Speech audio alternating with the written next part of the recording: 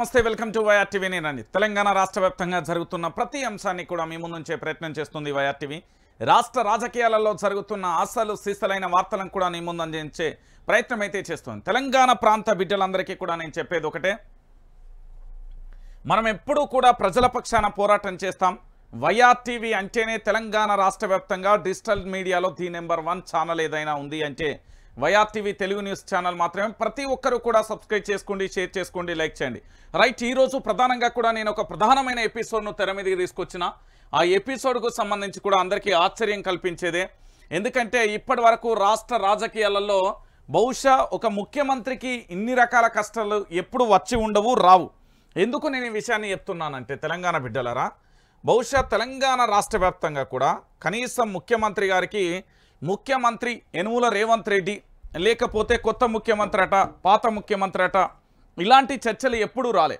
కానీ ప్రస్తుతం ఉన్న ముఖ్యమంత్రికి చాలా కష్టాలు వచ్చినాయి ఆ కష్టాలకు సంబంధించి ఒక్కొక్కటిగా కూడా మీకు చెప్పే ప్రయత్నం అయితే చూపించే ప్రయత్నం అయితే చేస్తా ఎందుకంటే నిన్న ఒక పెద్ద సమస్యనే పడింది మన ముఖ్యమంత్రి గారికి ఏం చేయాలనో ఏం కథనో అనేది కూడా ఆయనకు అర్థం కాని పరిస్థితి అయితే కనబడ్డది ఒకసారి మీ అందరికీ కూడా చూపించే ప్రయత్నం చేస్తా ఎందుకంటే రాష్ట్ర రాజకీయాలకు సంబంధించి పూర్తి స్థాయిలో కూడా ముఖ్యమంత్రి గారి మీద తిరుగుబాటు అనేది మొదలైంది ముఖ్యమంత్రి గారికి మీద ఎందుకు తిరుగుబాటు మొదలైంది ముఖ్యమంత్రి గారికి సంబంధించి సొంత పార్టీ నేతలే పూర్తి స్థాయిలో ముఖ్యమంత్రి పీఠానికి కన్నేశారా అంటే అవుననే సమాధానం చాలా క్లారిటీగా కూడా వినబడుతుంది నిన్నటి రోజున నేను చెప్పినట్టుగా పూర్తి స్థాయిలో తెలంగాణ ప్రాంత బిడ్డలారా మీ అందరికీ తెలిసిన విషయమే ఏంటి అంటే రాష్ట్ర వ్యాప్తంగా జరుగుతున్న ఎపిసోడ్లలో ప్రధానంగా కూడా మనందరం చూసే ఎపిసోడ్ ఏదైనా ఉంది అంటే ఇగో ఇదే ఎందుకు అంటే ఒక్కసారి మీరు ఇక్కడ చూడొచ్చు ఇక్కడ కనబడుతున్నది ఎవరు మంత్రి ఉత్తమ్ కుమార్ రెడ్డి గారు వారి యొక్క సతీమణి రాహుల్ గాంధీ ఇటు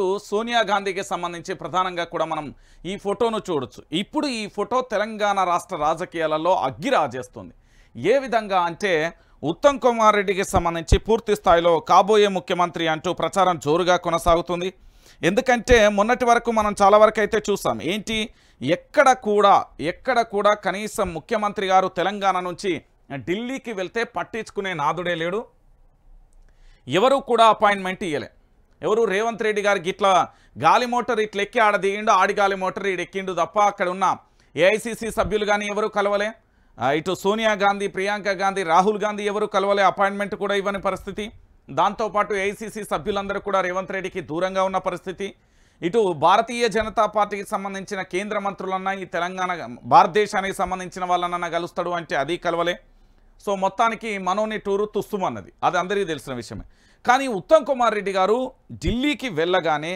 అపాయింట్మెంట్తో రాహుల్ గాంధీ సోనియా గాంధీని కలవడం వెనుక మతలబ్ ఏంటి ఎందుకంటే ఇప్పటికే ఇది మూడో పరిణామం ఏంటి అంటే అటు ఆంధ్రప్రదేశ్కు సంబంధించిన నారా చంద్రబాబు నాయుడిని కలిశారు తర్వాత నారా లోకేష్ని కలిశారు ఆ తర్వాత ఇప్పుడు సోనియా గాంధీ రాహుల్ గాంధీ కలవడం వెనుక మతలబ్ ఏంది అనేది తెలంగాణ రాష్ట్ర రాజకీయాలలో చర్చ కొనసాగుతుంది ఎందుకు అంటే ఒక బలమైన నేత ఎందుకంటే మాజీ పిసిసి అధ్యక్షుడిగా పనిచేసిండు ఉత్తమ్ కుమార్ రెడ్డి మీద ఎన్ని కుట్రలు చేయాలో వాళ్ళ పార్టీకి సంబంధించిన నేతలు ఎన్ని రకాలుగా చేయాలో అన్ని రకాలుగా చేసిండు ఫైనల్గా ఈ ఫోటో ఇప్పుడు తెలంగాణ కాంగ్రెస్లో రచ్చకు దారితీసింది ఎందుకంటే భవిష్యత్తులో ముఖ్యమంత్రి ఎవరు అంటే ఉత్తమ్ కుమార్ రెడ్డి అనే ఎపిసోడ్ తెర మీదకి వస్తున్న పరిస్థితి కనబడుతుంది ఓ పక్కన నేనే ముఖ్యమంత్రి నేను ముఖ్యమంత్రి హోదాకు సమానం నేను గాలి మోటార్ వేసుకొని ఎక్కడైనా తిరగచ్చు అంటూ మంత్రులు ఎవరికి ఇచ్చినట్టు ఎవరికి నచ్చినట్టుగా వాళ్ళు తిరుగుతున్నారు ముఖ్యమంత్రి వెహికల్లో ముఖ్యమంత్రికి సంబంధించి కేటాయించిన ఏదైతే హెలికాప్టర్ ఉంటుందో దాన్ని ఏంటి అంటే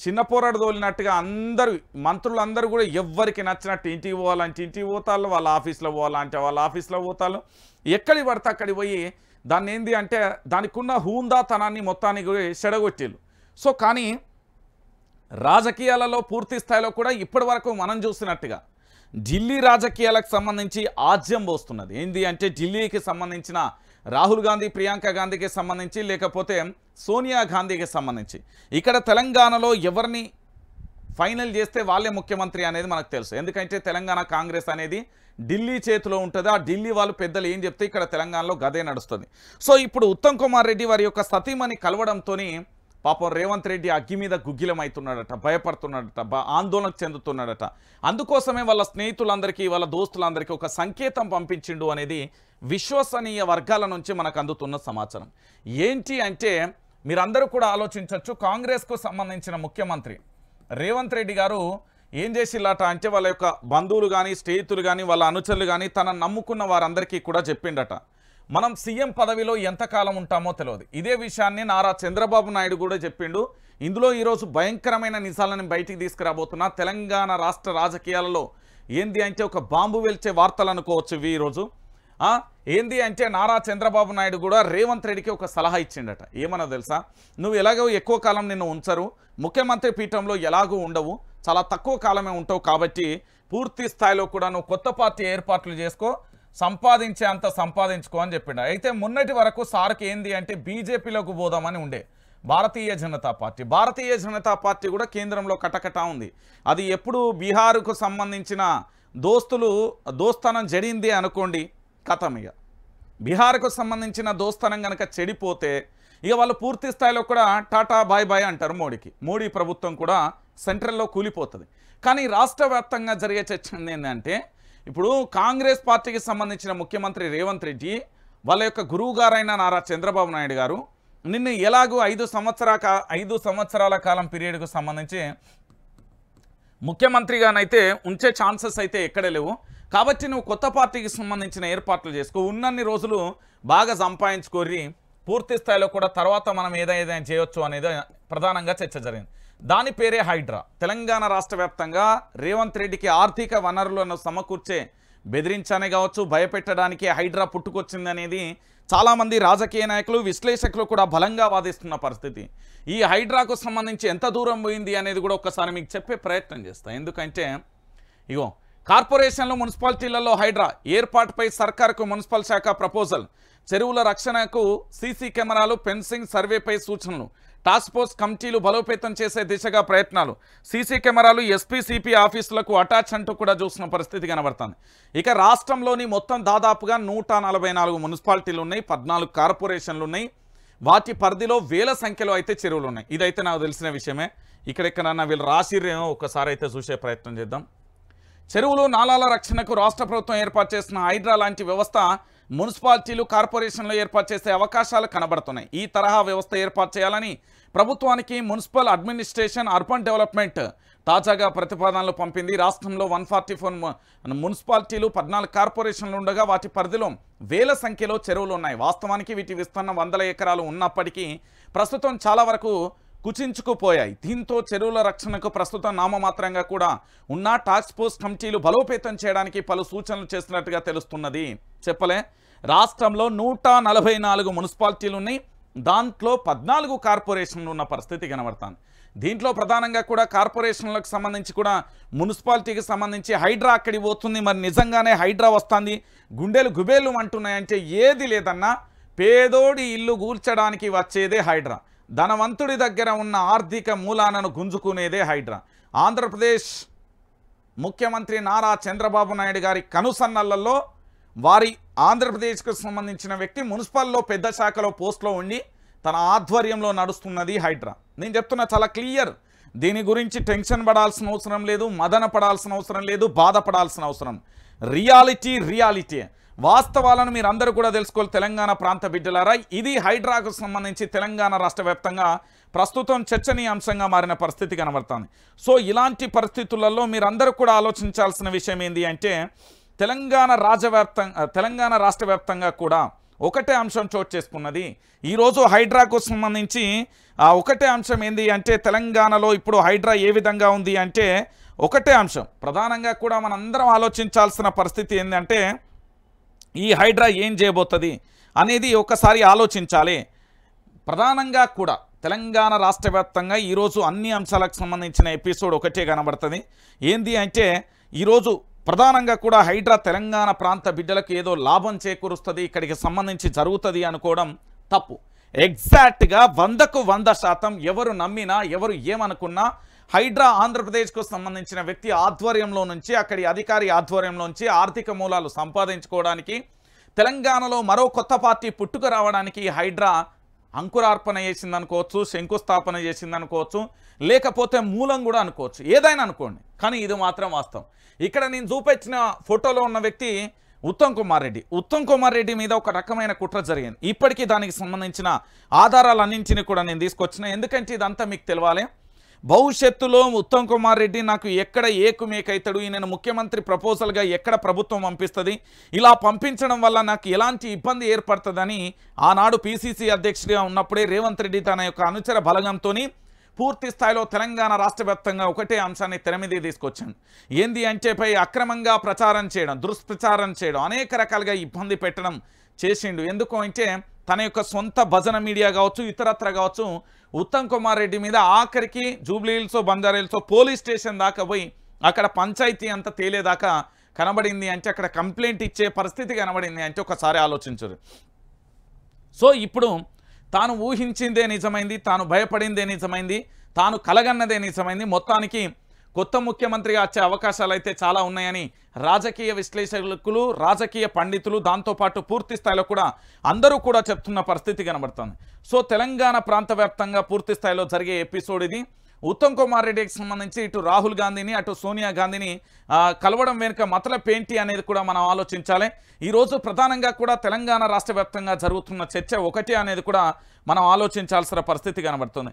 సో ఫైనల్గా ఏం జరుగుతుంది, దీని మీద ఎలా ఉండబోతుంది అనేది కూడా మనం వేచి చూడాలి. ఎందుకంటే రాజకీయాలలో తెలంగాణ అని కాదు, ఆంధ్రప్రదేశ్ అయినా, అటు మహారాష్ట్ర అయినా, కర్ణాటక అయినా, మళ్ళీ ఛత్తీస్గఢ్ అయినా, మీరు కొన్ని రాష్ట్రాలను ఎప్పటికప్పుడు కూడా మనం కేవలం తెలంగాణ రాష్ట్రంలోనే బతుకుతున్నాం, మన రాష్ట్రానికి సంబంధించే చూస్తే సరిపోతుంది అనుకోవడం మన మూర్ఖత్వం. ఎందుకంటే పక్క రాష్ట్రాలలో ఇప్పుడు భారతీయ జనతా పార్టీ కుట్రలు చేయడానికి లేదు. ఎందుకంటే ఒక స్పష్టమైన మెజార్టీతో ప్రభుత్వం అధికారంలోకి రాలేదు, నెంబర్ 1. నెంబర్ 2 ఏంటి అంటే ఇప్పుడు వాళ్ళు బీహార్కు సంబంధించిన తమ్ముళ్ళైనా అన్నలైనా మోడీని బాయ్ అంటే అక్కడ ప్రభుత్వం పడిపోతుంది. సో ఇప్పుడు భారతీయ జనతా పార్టీ ప్రభుత్వాన్ని ఏర్పాటు చేసే అంత స్కోప్ కూడా లేదు. బెదిరించో భయపెట్టో పడగొట్టడానికి ఇక్కడ అంత సీన్ లేదు.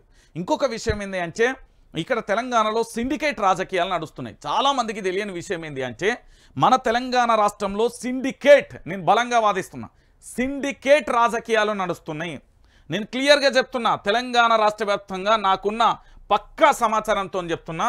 ఇక్కడ పార్టీలు ఏదైనప్పటి ఒక పార్టీ నుండి ఒకరు, ఇంకొక పార్టీ నుండి ఒకరు, ఇట్లా ఏ పార్టీలు ఉన్నాయో ఆ పార్టీలకు సంబంధించిన వ్యక్తులందరూ కూడా ఒక సిండికేట్గా ఏర్పడి వీళ్ళు ఏం చేస్తున్నారంటే రాష్ట్రాన్ని మనమే శాసించాలి, ఇక కొత్త వాడెవరూ రాకూడదు, రాష్ట్రాన్ని మన చేతులలోనే ఉంచాలి అని చెప్పేసి చాలామందికి తెలియకుండా పాపం ఎగేస్తా అంటే ఒక్కొక్కరు ఒక్కొక్క ఏంది అంటే కులాలను పట్టుకొని ఏడుస్తారు. వాస్తవ విషయం ఏంటంటే తెలంగాణలో రాజకీయాలు సిండికేట్ అయినాయి. అందరూ ఒకటే, బయటికి మాత్రమే పెద్ద తేడా కనబడుతుంది. కాబట్టి కొంచెం జాగ్రత్తగా ఉండండి. దానికి సంబంధించిన ఆడియోలు, వీడియోలు అన్నీ మనకున్నాయి. ప్రభుత్వం ఎప్పుడైతే పడిపోతుందో, ప్రభుత్వానికి సంబంధించి ఎప్పుడైతే డెడ్ లైన్ వస్తుందో అప్పుడు ఖచ్చితంగా మీ అందరికీ ఇదే లైవ్లో నేను చూపించే ప్రయత్నం చేస్తాను ఎగ్జాక్ట్గా. ఎందుకంటే రాజకీయాలన్నీ పూర్తి స్థాయిలో కూడా సిండికేట్ అయ్యారు. మీరు చాలా క్లారిటీగా కూడా గుర్తుపెట్టుకోరు. రైట్, ఇక మరో అంశానికి వెళ్ళే ప్రయత్నం అయితే చేద్దాం.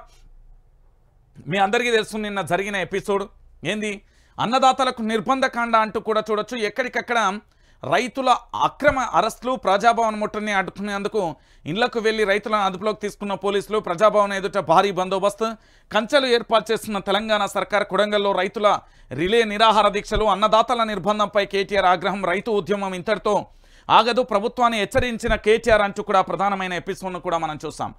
ఎక్కడికక్కడ కూడా నిన్న నిర్బంధాలు జరిగినాయి. చాలామందిని కూడా అరెస్టు చేసిన పరిస్థితి అయితే కనబడుతుంది. ఎందుకు అంటే పూర్తి స్థాయిలో కూడా ఈ ఒక్క చోటనే కాదు, తెలంగాణ రాష్ట్ర వ్యాప్తంగా కూడా చాలా చోట్ల ఒక ప్రధానమైన అంశం ఏంటంటే రైతులకు సంబంధించి పూర్తి స్థాయిలో అడ్డుకునే ప్రయత్నం అయితే చేసి ఎక్కడికక్కడ కూడా అరెస్టులు చేసిన పరిస్థితి కనబడుతుంది.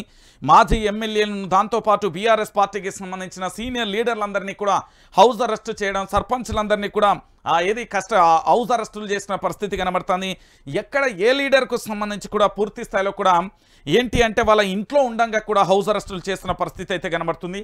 చాలా చోట్ల కూడా ఇదే జరిగింది. పూర్తి స్థాయిలో తెలంగాణ రాష్ట్ర వ్యాప్తంగా కూడా సర్పంచులు కానీ, బీఆర్ఎస్ పార్టీకి సంబంధించిన కార్యకర్తలు కానీ, దాంతోపాటు నిజమైన రైతులు అంటే రైతు రుణమాఫీ కానీ వాళ్ళందరినీ కూడా అరెస్టు చేసిన ఎపిసోడ్ అయితే నిన్న కడమడింది. ఈ ఎపిసోడ్కు సంబంధించి ప్రధానంగా కూడా మీ అందరికీ తెలియాల్సిన విషయం ఏంటి అంటే అన్నదాతల నిర్బంధ కాండకు సంబంధించి పూర్తి స్థాయిలో రైతు రుణమాఫీ చెయ్యండ్రా బాబు అంటే రైతులను అరెస్టు చేసిన పరిస్థితి కనబడుతుంది.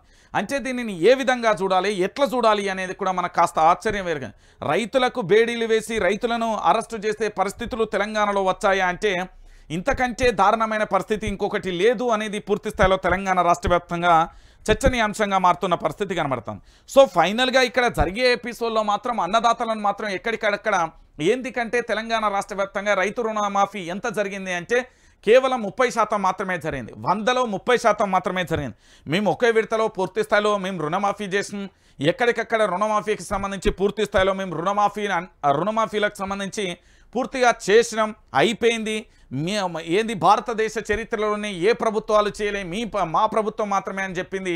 ముఖ్యమంత్రి మాటలు ఘోరాతి ఘోరమైన భయంకరమైన అబద్ధాలు. నేను చెప్తున్నా కదా, నేను చాలా క్లారిటీగా చెప్తున్నా. ఈరోజు కాదు, నేను ఎప్పటికీ ఇదే మాట మీద కట్టుబడి ఉంటా. కేవలం తెలంగాణ రాష్ట్ర వ్యాప్తంగా 30% మాత్రమే రైతు రుణమాఫీ అయింది. 100లో 30% అయింది. ఇక మిగతా 70% ఎక్కడికి పోయింది అనేది కూడా మీరు అందరూ కూడా ఆలోచించాలి. దయచేసి తెలంగాణ ప్రాంత బిడ్డలందరికీ కూడా నేను చెప్పేది ఒకటే, 30% మాత్రమే అయింది. ఎస్ఎల్బీకి సంబంధించి 49,500 కోట్లు కావాలన్నాయి. ఎందుకు ఈ పైసలు అంటే తెలంగాణ రాష్ట్ర వ్యాప్తంగా ఉన్న ప్రతి ఒక్కరి రుణమాఫీ కావాలంటే ఒక సంవత్సరం కడుపు మార్చుకుంటే 40,000 కోట్లతో రుణమాఫీ చేస్తానని రేవంత్ చెప్పిండు. దాంతోపాటు ఇంకొక అంశం ఏంటంటే ఇక్కడ పూర్తి స్థాయిలో తెలంగాణ రాష్ట్ర వ్యాప్తంగా వీళ్ళు ఏం చేసిందంటే క్యాబినెట్ 31,000 కోట్లు అయితే సరిపోతుంది అని చెప్పిండు. దాంతోపాటు ఇంకొక అంశం ఏంటంటే అసెంబ్లీలో 26,000 కోట్లను మాత్రమే చేసిలు. ఫైనల్గా 17,933 కోట్లతోని 30% మాత్రమే రుణమాఫీ చేసిలు. ఇంకా 70% మందికి రైతులకు కావాలి. చాలామంది దాదాపుగా 15 లేదా 18 లక్షల వరకే చేసినట్టుగా సమాచారం అయితే ఉంది. ఇంకా మంత్రులకు ఏంది అంటే ఇక్కడ ముఖ్యమంత్రి చెప్పే మాటకు తెలంగాణ మంత్రులు చెప్పేదానికి అసలు పొంతనే ఉండదు. మీరు ఎక్కడన్నా చూడండి, నక్కకు నాగలోకానికి ఎంత తేడా ఉంటుందో మన ముఖ్యమంత్రి మాటలకు మంత్రులకు కూడా అంతే తేడా ఉంటుంది అనే విషయాన్ని తెలంగాణ ప్రాంత బిడ్డలందరూ కూడా దయచేసి ఆలోచించాలి. నేను చెప్పేది ఏంది అంటే తెలంగాణ ప్రాంత బిడ్డలరా, ఈరోజు తెలంగాణ రాష్ట్ర వ్యాప్తంగా జరుగుతున్న ఈ ఎపిసోడ్లలో ప్రధానంగా కూడా చర్చనీయాంశంగా మారేది ఒకటే. కాబట్టి పూర్తి స్థాయిలో కూడా మీరందరూ కూడా దయచేసి ఆలోచించాల్సింది ఏంటి అంటే రైతులకు సంబంధించి రైతులను కాంగ్రెస్ ప్రభుత్వం అయితే పూర్తి స్థాయిలో ఇబ్బంది పెడుతుంది. కరువు కాలం వస్తుంది, కరెంటు కోతలు వస్తాయి, విద్యుత్ కటకట వస్తుంది, ఎరువుల కోతలు వస్తాయి, లోన్లు రావు, రుణాలు ఇయ్యరు, రుణమాఫీలు ఇయ్యరు అనేది వెనకట నానుడి ఎట్లుండదో ఈరోజు గదే కరువు కాటకాలకు కేర్ ఆఫ్ అడ్రస్గా కాంగ్రెస్ పార్టీ మారింది అని చెప్పడంలో ఎలాంటి డౌట్ లేదు. కాబట్టి తెలంగాణ రైతాంగానికి సంబంధించి ఎవరెవరినైతే అరెస్టు చేసి పోలీస్ స్టేషన్లోకి తీసుకెళ్ళిలో మరి వీళ్ళందరినీ కూడా అరెస్టు చేసి తీసుకెళ్తే రేపు పొద్దుగాల పోలీసు వ్యవస్థకు సంబంధించి హోంగార్డులకు సంబంధించి జీతాలు ఇయ్యలే, మరి వాళ్ళందరినీ పూర్తి స్థాయిలో ధర్నా చేస్తే గిట్లనే అరెస్టు చేస్తారా? ఒకసారి మీరందరూ కూడా ఆలోచించాల్సిన విషయం ఏంటంటే తెలంగాణ ప్రాంత బిడ్డలారా దయచేసి మీరా అన్నదాతల నిర్బంధ కాండ అనేది చాలా బాధాకరమైన విషయం. ఈ అన్నదాతలకు సంబంధించి పూర్తి స్థాయిలో ఎక్కడికక్కడ అన్నదాతలను ఎక్కడికక్కడ ఇబ్బంది పెట్టే ప్రయత్నం కానీ అన్నదాతలను అరెస్టు చేయడం అంటే ఒక హేమమైన చర్య, ఒక ఘోరాతి ఘోరమైన పరిస్థితి అని చెప్పడంలో ఎలాంటి డౌట్ లేదు. కాబట్టి తెలంగాణ ప్రాంత బిడ్డలందరూ కూడా ఆలోచించాల్సింది ఏంటంటే రైతుల అరెస్ట్ అనేది చాలా బాధాకరమైన విషయం, రైతుల అరెస్ట్ అనేది చాలా ఘోరమైన విషయం. ఈ దేశానికి సంబంధించి అన్నం పెట్టే రైతన్న జై జవాన్ జై కిసాన్ అని మనం మాట్లాడుకుంటాం. ఈ రాజకీయ నాయకులకు మైకులు ఇస్తే ఓ ఉపన్యాసాలు దంచి కొడతారు. కానీ ఈరోజు తెలంగాణ రాష్ట్ర వ్యాప్తంగా పూర్తి స్థాయిలో కూడా నిర్బంధాలు, ఆంక్షలు, అక్రమ కేసులు, అక్రమ అరెస్టులతోని ఈ తెలంగాణ కొనసాగుతుంది అని చెప్పడానికి సాక్ష్యంగా చెప్తున్నా. నిన్న ఉమ్మడి వరంగల్ జిల్లాకు సంబంధించి అక్కడ పూర్తి స్థాయిలో నర్సంపేట నియోజకవర్గంలో ఇదే తెలంగాణ మంత్రులందరూ కూడా అక్కడికి పోయి ఓ మెడికల్ కాలేజీ ప్రారంభోత్సవానికి పోయి అక్కడ పూర్తి స్థాయిలో మెడికల్ కాలేజీ ప్రారంభోత్సవం చేస్తే అక్కడ ఉన్న మాజీ ఎమ్మెల్యేని అరెస్టు చేస్తారు, పెద్ద సుదర్శన్ రెడ్డి. అక్కడ ఉన్న కార్యకర్తలను అరెస్టు చేస్తారు, అక్కడ ఉన్న సర్పంచ్లను అరెస్టు చేస్తారు, అక్కడికి సంబంధించిన లోకల్ లీడర్ అందరినీ కూడా గృహ నిర్బంధం చేసే హౌస్ అరెస్టు చేసే ప్రయత్నం చేస్తారు. అంటే ఇది ఎక్కడికి పోతున్నది అని ఆలోచించాలి. ఒకసారి మీరందరూ కూడా దయచేసి ఆలోచించాలి. తెలంగాణలో రైతులను అరెస్టు చేయడం అంటే కాంగ్రెస్ పార్టీ తన కళ్ళల్లో తన వేళ్లతోని తాను పొడుచుకున్నది అనే విషయం చాలా క్లారిటీగా కూడా అర్థమైపోతుంది. ఇకనైనా ప్రభుత్వం మేలుకొని పూర్తి స్థాయిలో రైతులకు చేయాల్సిన న్యాయం చేస్తుందా లేదా అంటే రైతుల పట్ల కాంగ్రెస్ పార్టీ ఒక కర్కశమైన ధోరణితో ఉంటుంది అనే విషయాన్ని మీరు అందరూ కూడా గుర్తుపెట్టుకోవాలి. ఇక దానితో పాటుగా ఇంకొక అంశం కూడా తెలంగాణ ప్రాంత బిడ్డలందరూ కూడా చూడాలి. ఇక్కడ చూడురి, కట్క వేస్తే షాక్, కరెంటు ఛార్జీల మూతకు సర్కార్ రెడీ. ఈఆర్సీకి డిస్కంల కీలక ప్రతిపాదనలు 300 యూనిట్లు దాటితే కిలో వాట్స్కు ఫిక్స్డ్ ఛార్జీ 50. ఇక గృహజ్యోతి పేరుతో 200 యూనిట్ల వరకు ఫ్రీ, 300 యూనిట్లు దాటితే ఇక మోతే. గృహజ్యోతి భారాన్ని మిగతా వినియోగదారులపై మోపుతారని విమర్శలు. ఇక మొత్తం 1200 కోట్లకు సంబంధించి లోటును పూడ్చేందుకు ప్లాన్. మీ అందరికీ నేను చెప్పిన నాయన తెలంగాణ ప్రాంత బిడ్డలారా, రంజిత్ కాంగ్రెస్ పార్టీ మీద యుద్ధమే ప్రకటించిండు. ఒక రకంగా చెప్పాలంటే పూర్తి స్థాయిలో పోరాటమే చేస్తున్నా. నేను చెప్తున్నా కదా ఎందుకు నేను ఈ విషయాన్ని పోరాటం చేస్తున్నా అంటే, మొదగాలే చెప్పిన కాంగ్రెస్ పార్టీ వచ్చిన 20 రోజులలో 3 మీటింగులు జరిగినాయి. మీ అందరికీ చెప్పాలి, ఎందుకంటే రేపు పొద్దుగాల మళ్ళీ తెలంగాణ ప్రాంత బిడ్డలు అసలు ఏం జరిగిందో తెలియకపోతుంది. మీ అందరికీ తెలుసా చెప్తున్నా, ఒక 2 తాడి చెట్ల హైట్ అంటే ఒక చర్లపల్లి జేడుకు సంబంధించి ప్రహారీ కూడా ఉండదు, అంతకంటే గొప్ప ప్రహారీ ఉంటుంది. దాంట్లోకి ఒకే ఒక వెహికల్ పోతుంది, అది మళ్ళీ కంప్యూటరైజ్డ్తోనే పోతుంది. ఆ ఇంట్లోకి ఆ హౌస్లోకి వెళ్ళడానికి బయటికి రావడానికి ఇంకెవ్వరికి ఆప్షన్ ఉండదు. అలాంటి ఒక ఇంట్లో ఒక రహస్య సమావేశం జరిగింది. ఈ రహస్య సమావేశానికి జరిగిన ఎపిసోడ్ ఏంది అంటే, ఏపీకి సంబంధించిన పెద్ద మనుషులు, టీఎస్కి సంబంధించిన పెద్ద మనిషి ఇద్దరు, అంటే మన ముఖ్యమంత్రి అలియాస్ వాళ్ళ దోస్తులందరూ వాళ్ళ సమావేశం జరిగింది.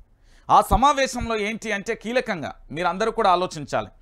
6 గ్యారంటీలు అన్నం సరే మంచిగానే ఉన్నది, 13 అంశాలు సరే మంచిగా ఉన్నది. బడ్జెట్ ఏం నుండి తెస్తారు? వీళ్ళ మంత్రుల ఇళ్ళకి వెళ్ళి, ముఖ్యమంత్రి ఇళ్ళకి వెళ్ళి వాళ్ళ తాతలు ముత్తాతలు సంపాదించిన ఆస్తులకి వెళ్ళి ఏమని ఇస్తారా? ఏడియరు. ఇదే తెలంగాణలో ఉన్న భూములను అమ్ముదామని కుట్ర చేసిలు, అంటే ప్రభుత్వ భూములు. నెంబర్ 2 ఏంది అంటే ఇక్కడ పూర్తి స్థాయిలో మీకు ఉచితం అని చెప్పి దాన్ని ఎట్లా రాబట్టుకోవాలన్నా కూడా వీళ్ళకు బాగా తెలుసు. నేను చెప్తున్నా కదా, ఛార్జీల మూత మీద మూత. ఏమని చెప్పి ఇవ్వాలా మీకు? ఉచిత కరెంట్ అని చెప్పి. ఇగో చూడు, 200 యూనిట్ల ఉచిత పేరుతో ఊరించిన సర్కార్ ఆ సంబరం తీరక ముందుకే మరో షాక్ న్యూస్ చెప్పేందుకు సిద్ధమవుతుంది. కరెంటు ఛార్జీల పెంపు ఉండదని చెప్తూనే మరోవైపు అన్ని అస్త్రశస్త్రాలు సిద్ధం చేసుకున్నట్టుగా తెలుస్తుంది. 300 యూనిట్లు దాటితే మూత మోగించేందుకు కసరత్తు చేస్తున్నదని సమాచారం. దీనికి సంబంధించి ఈఆర్సీకి ప్రతిపాదనలు అందాయి. ఈఆర్సీ సర్కార్ గ్రీన్ సిగ్నల్ ఇస్తే మన కరెంటు బిల్లులు రెడ్ సిగ్నల్ చూపించడం పక్కా. చెప్పినా నేనేమని చెప్పిన తెలంగాణ ప్రాంత బిడ్డలందరికీ కూడా చెప్పినా. ఏమని చెప్తున్నాను అంటే, పూర్తి స్థాయిలో కూడా తెలంగాణ ప్రాంత బిడ్డలారా దయచేసి ఆలోచించండి. వీళ్ళు మన వీళ్ళు ఏంది అంటే వీళ్ళ స్వార్థం కోసం మాత్రమే చూసుకుంటారు, మన కోసం రారు. కేవలం వీళ్ళ యొక్క ప్రయోజనాలకు మాత్రమే చూసుకుంటారు. ఈరోజు తెలంగాణ ప్రాంత వ్యాప్తంగా కూడా ఏంటి అంటే తెలంగాణ రాష్ట్ర వ్యాప్తంగా కూడా మీరు అందరూ కూడా ఆలోచించాలి. ఈరోజు ఉచిత కరెంటు పేరుతో ఇలాగే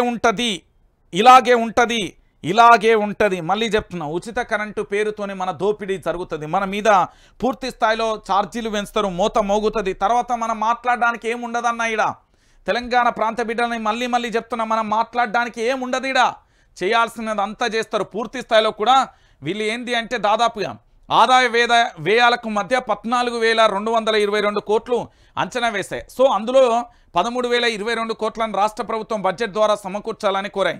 మిగిలిన 1,200 కోట్లను లోటు పూడ్చేందుకు ఛార్జీల సవరణ ప్రతిపాదన ఈఆర్సీ ముందు పెట్టాయి. సో మొత్తానికి ఇల్లు వాడుకునే కరెంటు బిల్లు నెలకు 300 యూనిట్ల కిలో వాట్స్కు ఫిక్స్డ్ చేసినాయి అంటూ కూడా చెప్తున్న పరిస్థితి కనబడుతుంది. సో వీళ్ళందరూ ఏం చేసిల్లంటే, ఈ పెద్ద మనుషులందరూ ఆ ఇంట్లో కూర్చుంటారు. అది ఇల్లా మరి ఫామ్ హౌసా మనకేందా తెలియదు, దాంట్లో కూర్చుంటారు. ఏంటిది? ఆ 2 తాడి చెర్లపల్లి జైలుకు సంబంధించి ప్రహారీ గోడలు ఎంత ఉంటాయో దానికి డబల్ ఉంటాయి. దాంట్లో ఇగో ఇంత పేద దానికి సంబంధించి ఏంది అంటే పూర్తి స్థాయిలో 2 తాడి చెట్లు అంత ఉంటుంది. ఆ ఇంట్లో పూర్తి స్థాయిలో ఇటు ఏపీకి సంబంధించిన పెద్ద మనుషులు, టీఎస్కు సంబంధించిన పెద్ద మనుషులు, మళ్ళీ ఇలా దోస్తులు, దాంతోపాటు కొంతమంది ఢిల్లీకి సంబంధించిన పెద్ద మనుషులు మొత్తం కలిపితే తిప్పి కొడితే 20 మంది దాటరు అన్నట్టు వీళ్ళందరూ కూకుంటారు. ఈ ముఖ్యులంతా ఏం చేస్తారు అంటే తెలంగాణ రాష్ట్ర వ్యాప్తంగా పూర్తి స్థాయిలో కూడా రాష్ట్ర ప్రభుత్వాన్ని పరిపాలన చేయడం ఎట్లా రాదే. ఫస్ట్ ఇప్పుడు నేను చదువుకుంటే నాకు తెలుగు చదువు వస్తుంది, నాకు చదువు రాకపోతే అక్షరం ఎన్నుండి వస్తుంది, చదువుకోవాలి. సో పరిపాలన మీద కాస్తో కూస్తో అనుభవం ఉండాలి. ఓ మంత్రిగా నన్న చేయాలి, లేకపోతే ఎమ్మెల్యేగా చేసిన తర్వాత ఓ మంత్రిగానో లేకపోతే ఏదైనా చేస్తే అనుభవం ఉంటే, ముఖ్యమంత్రి చేస్తే ఎక్సలెంట్గా ఉంటుంది. అడ్మినిస్ట్రేషన్ అనేది అవగాహన వస్తుంది. అది రాకపోయే ఇక ఏం చేసిల్లంటే వీళ్ళు తెలంగాణ మీద భారీ కుట్రలు చేసిల్లు. కుట్రలు 1 కాదు 2 కాదు. ఇప్పుడు ఉట్టుకొచ్చిన హైడ్రా ఈ మీదలకి వెళ్ళి వచ్చింది. దాంతోపాటు ఇప్పుడు ఉట్టుకొచ్చిన సవరణ బిల్లులకు సంబంధించిన మూత ఈ నుండి ఉట్టుకొచ్చింది. రేపు అక్రమ కేసులు ఈ నుండి ఉట్టుకొచ్చింది. సోషల్ మీడియా స్టార్ ఈ నుండి ఉట్టుకొచ్చింది. 3 రంగుల జెండా వెట్టి ముట్ట ఏంది ఈ పాట గుర్తున్నది కదా, మూడు రంగుల జెండా వచ్చి సింహమూలే కదిలినాడు రేవంత్ అనే పాట. ఆ పాటకు సంబంధించి ఆ ఒక్క పాటతోనే ఈయన ముఖ్యమంత్రి అయిందా?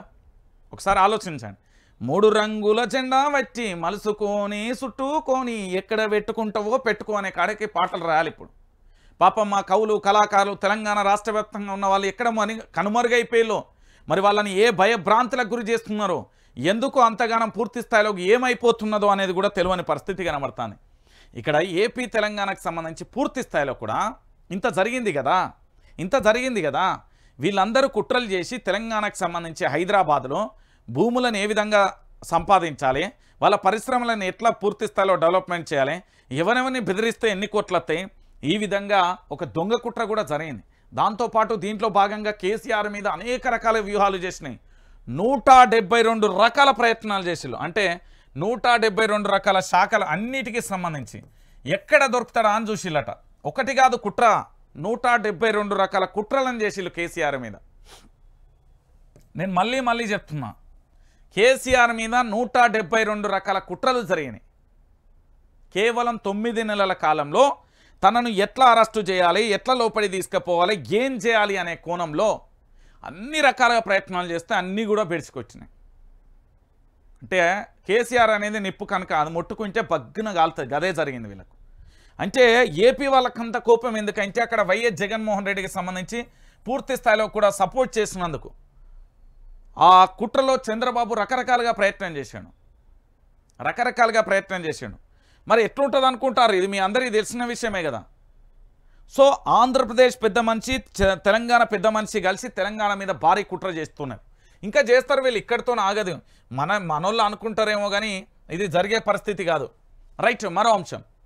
కాంగ్రెస్ దాడులపై 5వ ఫిర్యాదు. డీజీపీని కలిసిన బీఆర్ఎస్ నేతలు కాంగ్రెస్ దాడులపై ఫిర్యాదు. గతంలో 4 సార్లు ఫిర్యాదు చేశాం బీఆర్ఎస్.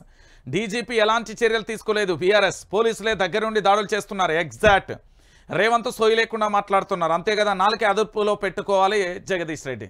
అయితే ఇక్కడ మామూలుది బీఆర్ఎస్కు సంబంధించిన మా ఉద్యమకారులు చాలా పెద్ద తప్పు ఉన్నది.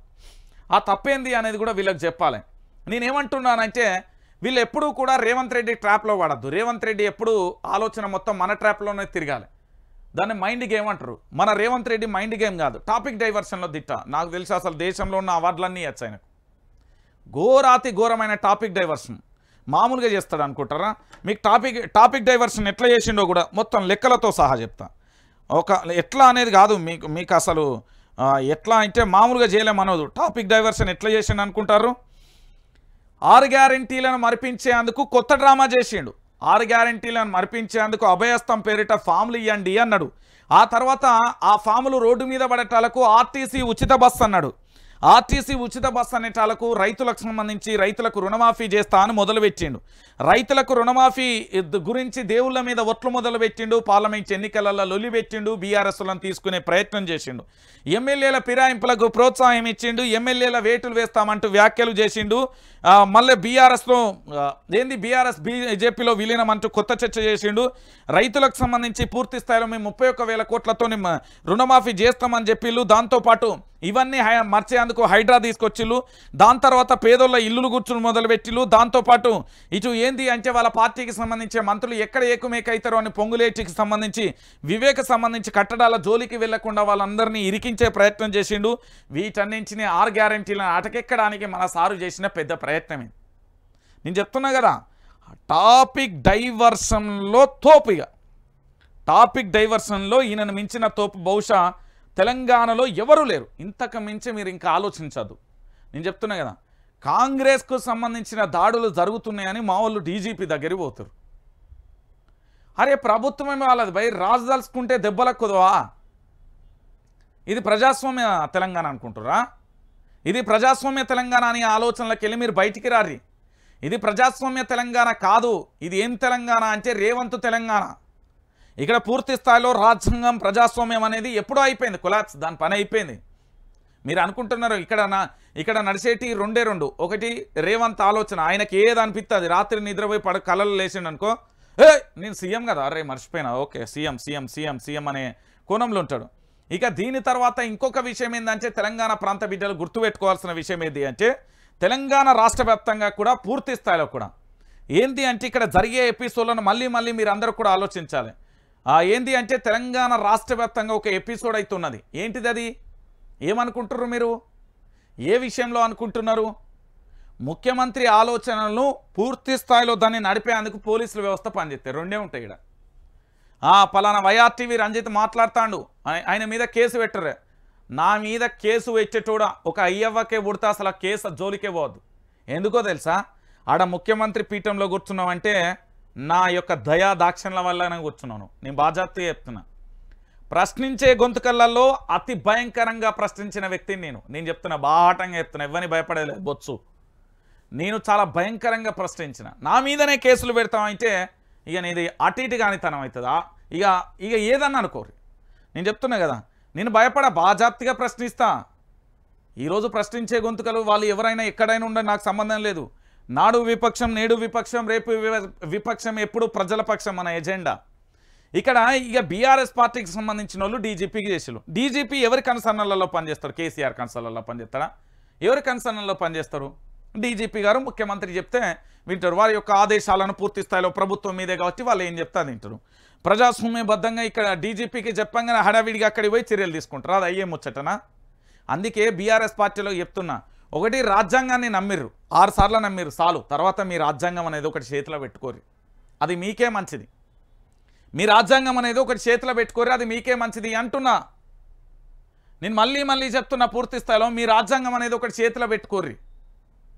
ఇక్కడ యనుమల రేవంత్ రెడ్డి గారి రాజ్యాంగం నడుస్తుంది. కొడంగల్లో ఫార్మా కంపెనీ ఏంది? హైడ్రా ఏంది? ఎంత పెద్ద అంశం ఉంది. మరి మీరు అందరు ఏం చేస్తున్నారు? హైడ్రా ఇళ్లలో పోయి కూల్ చేసే కాడికి పోర్రి. దీని వెనక అంతా సిండికేట్ పంచాయతీ ఉన్నదని తెర మీదకి వస్తుంది. కానీ కొద్దిగా ఆధారాలు రానిరి. అందరి సంగతి చెప్తా, ఎవరిని వదిలిపెట్టలేదు. కొద్దిగా ఆధారాలు దొరకలే, ఓన్లీ ఆడియో రికార్డులు మాత్రమే ఉన్నాయి. ఇంకా చాటింగ్లు అవన్నీ దొరకని. ప్రభుత్వానికి సంబంధించిన విపక్షం అధికార పార్టీ ఎవడెవడు చాటింగ్ చేస్తున్నాడు, ఎవడెవడు ఏమని మాట్లాడుకున్నాడు, ఎవడెవడు కుట్ర చేసిండు, ఎవడెవడు కుట్ర బలవుతున్నాడు అని మళ్ళీ చెప్తున్నా. ప్రశ్నించే గొంతుకలకు ఇదివరకు ప్రశ్నించినా ఇప్పుడు ప్రశ్నించినా చాలా జాగ్రత్తగా ఉండరు. ఈ దొంగనా కొడుకులంతా ఏకమై మిమ్మల్ని బలి చేసే ప్రయత్నం జరుగుతున్నది. పైలం నేను ఇంతకంటే ఎక్కువ చెప్పలేను. సో వీళ్ళందరూ ఏం చేయాలంటే డీజీపీకి వినతి పత్రం ఇచ్చుడు కాదు, దానికి సంబంధించి ఎంతవరకు అది పూర్తి స్థాయిలో గతంలో ఇచ్చిన ఫిర్యాదు ఏడికి వచ్చింది, ఎంత మేరకు జరిగింది, ఏం చేయబోతున్నారు అనేది కూడా పూర్తిగా చెప్పాలి. దాన్ని ఎంతవరకు వచ్చింది, దానికి సంబంధించి కేసు ఏడు దాకా పోయింది అనేది కూడా తెలుసుకోవాలి. రైట్. ఇక హరీష్ రావు గారు ఇంకొక మాట అన్నారు. ఏంది? రేవంత్పై క్రమశిక్షణ చర్యలు తీసుకోండి. మల్లికార్జున ఖర్గేకు హరీష్ రావు బహిరంగ లేఖ. రాష్ట్ర వ్యవహారాలను చూసి చూడనట్టుగా వదిలేస్తున్నారు. ప్రతిపక్ష ఎమ్మెల్యేలపై దాడులు, అధిష్టానం తీరును ధృతరాష్ట్రుడితో పోల్చిన హరీష్ రావు అంటూ కూడా చూస్తున్న పరిస్థితి కనబడుతుంది. సో మొత్తానికి రేవంత్ రెడ్డిపై క్రమశిక్షణ చర్యలు తీసుకోండి అంటూ హరీష్ రావు లేఖ రాసింది. ఆ పార్టీకి సంబంధించి అసలు హరీష్ రావు గారు చెప్పినట్టుగా క్రమశిక్షణ చర్యలు కాదన్న హరీష్ అన్న. అసలు రేవంత్ రెడ్డిని వాళ్ళు పట్టించుకుంటలేరు. ఫస్ట్ రేవంత్ రెడ్డి పంచాయతీ ఎట్లున్నది అంటే కొచ్చే తెచ్చే వచ్చేటట్టు చెప్తాను నేను. రేవంత్ రెడ్డికి సంబంధించి పంచాయతీ తారా స్థాయిలో ఉన్నది. ఏఐసిసికి సంబంధించిన మెంబర్లు హ్యాండ్ ఇచ్చిలు. తెలంగాణ ఇన్ఛార్జికి సంబంధించిన కేవలం దీపాదాస్ మున్షి ఒక్కతే ఉన్నది. ఢిల్లీకి సంబంధించిన పెద్దలు అందరూ టాటా బాయ్ చెప్పేళ్ళు. ఎవరూ కూడా అపాయింట్మెంట్ ఇవ్వని పరిస్థితి. ఆల్మోస్ట్ రేవంత్ రెడ్డిని 100% పక్కన పెట్టేసిలు. ఆయన పరిపాలన నచ్చక ఆయనకు సంబంధించిన వ్యవస్థ అంతా కూడా పక్కన పెట్టేసిలు. ఇప్పుడు నెక్స్ట్ జరగబోయేది ఏంటంటే రేవంత్ రెడ్డిని తప్పిస్తే ఫస్ట్ దీపాదాస్ మున్షిని తప్పిస్తారు. రేవంత్ రెడ్డికి భారీ ఎదురు తెప్పేందో తెలుసా? ఇప్పుడు తెలంగాణ కాంగ్రెస్ అధ్యక్షుడు మహేష్ కుమార్ గౌడ్కు సంబంధించి ఏదో రేవంత్ రెడ్డి ప్రపోజల్ అనుకుంటారు, కానీ అది శుద్ధ తప్పు. రేవంత్ రెడ్డి ప్రపోజల్ అసలే కాదు. అది బహుశా నాకున్న సమాచారం ప్రకారం అది ఉత్తమ్ కుమార్ రెడ్డి మనిషి ఆయన. నెంబర్ 2, దీనికి సంబంధించి ఇంకొక ఎపిసోడ్ ఏంది అంటే దీపాదాస్ మునిషిని తొలగించి తెలంగాణకు సంబంధించి మాజీ ఇతర రాష్ట్రాలకు సంబంధించిన ఒక ముఖ్యమంత్రిగా పనిచేసిన వ్యక్తిని ఇక్కడ ఇన్ఛార్జిగా వేసే అవకాశాలు చాలా స్పష్టంగా కనబడుతున్నాయి. మీకు క్లియర్గా చెప్తా, మీరు ఒకసారి ఆలోచించండి. ఎక్కడో బహుశా మా వరంగల్ జిల్లాలోనే ఎంజిఎం సర్కిల్ దగ్గర ఒక విగ్రహం పెడతారు, ఇది గాంధీ వంశస్థులకు సంబంధించి. దానికి సోనియా గాంధీ అటెండ్ అవుతుంది. అక్కడ చిన్న లీడర్ ఎవరు, కాంగ్రెస్ పార్టీకి సంబంధించిన యూత్ కాంగ్రెస్ ప్రెసిడెంట్ అక్కడికి సంబంధించి ఆదేశాలు ఇస్తారు. అప్పట్లో అది మొత్తం బలగమంతా కదిలొచ్చి ఇనాగ్రేషన్ చేస్తారు. ఈరోజు తెలంగాణ 4 కోట్ల మంది ప్రజల యొక్క ప్రతీక సెక్రటరియేట్ ముంగట రాజీవ్ గాంధీ విగ్రహం పెడతా అంటే సోనియా గాంధీ రాలే, రాహుల్ గాంధీ రాలే. అంటే ఏం జరుగుతున్నది, ఏం జరిగింది అనేది ఒకసారి ఆలోచించాలి తెలంగాణ ప్రాంత బిడ్డలందరూ కూడా.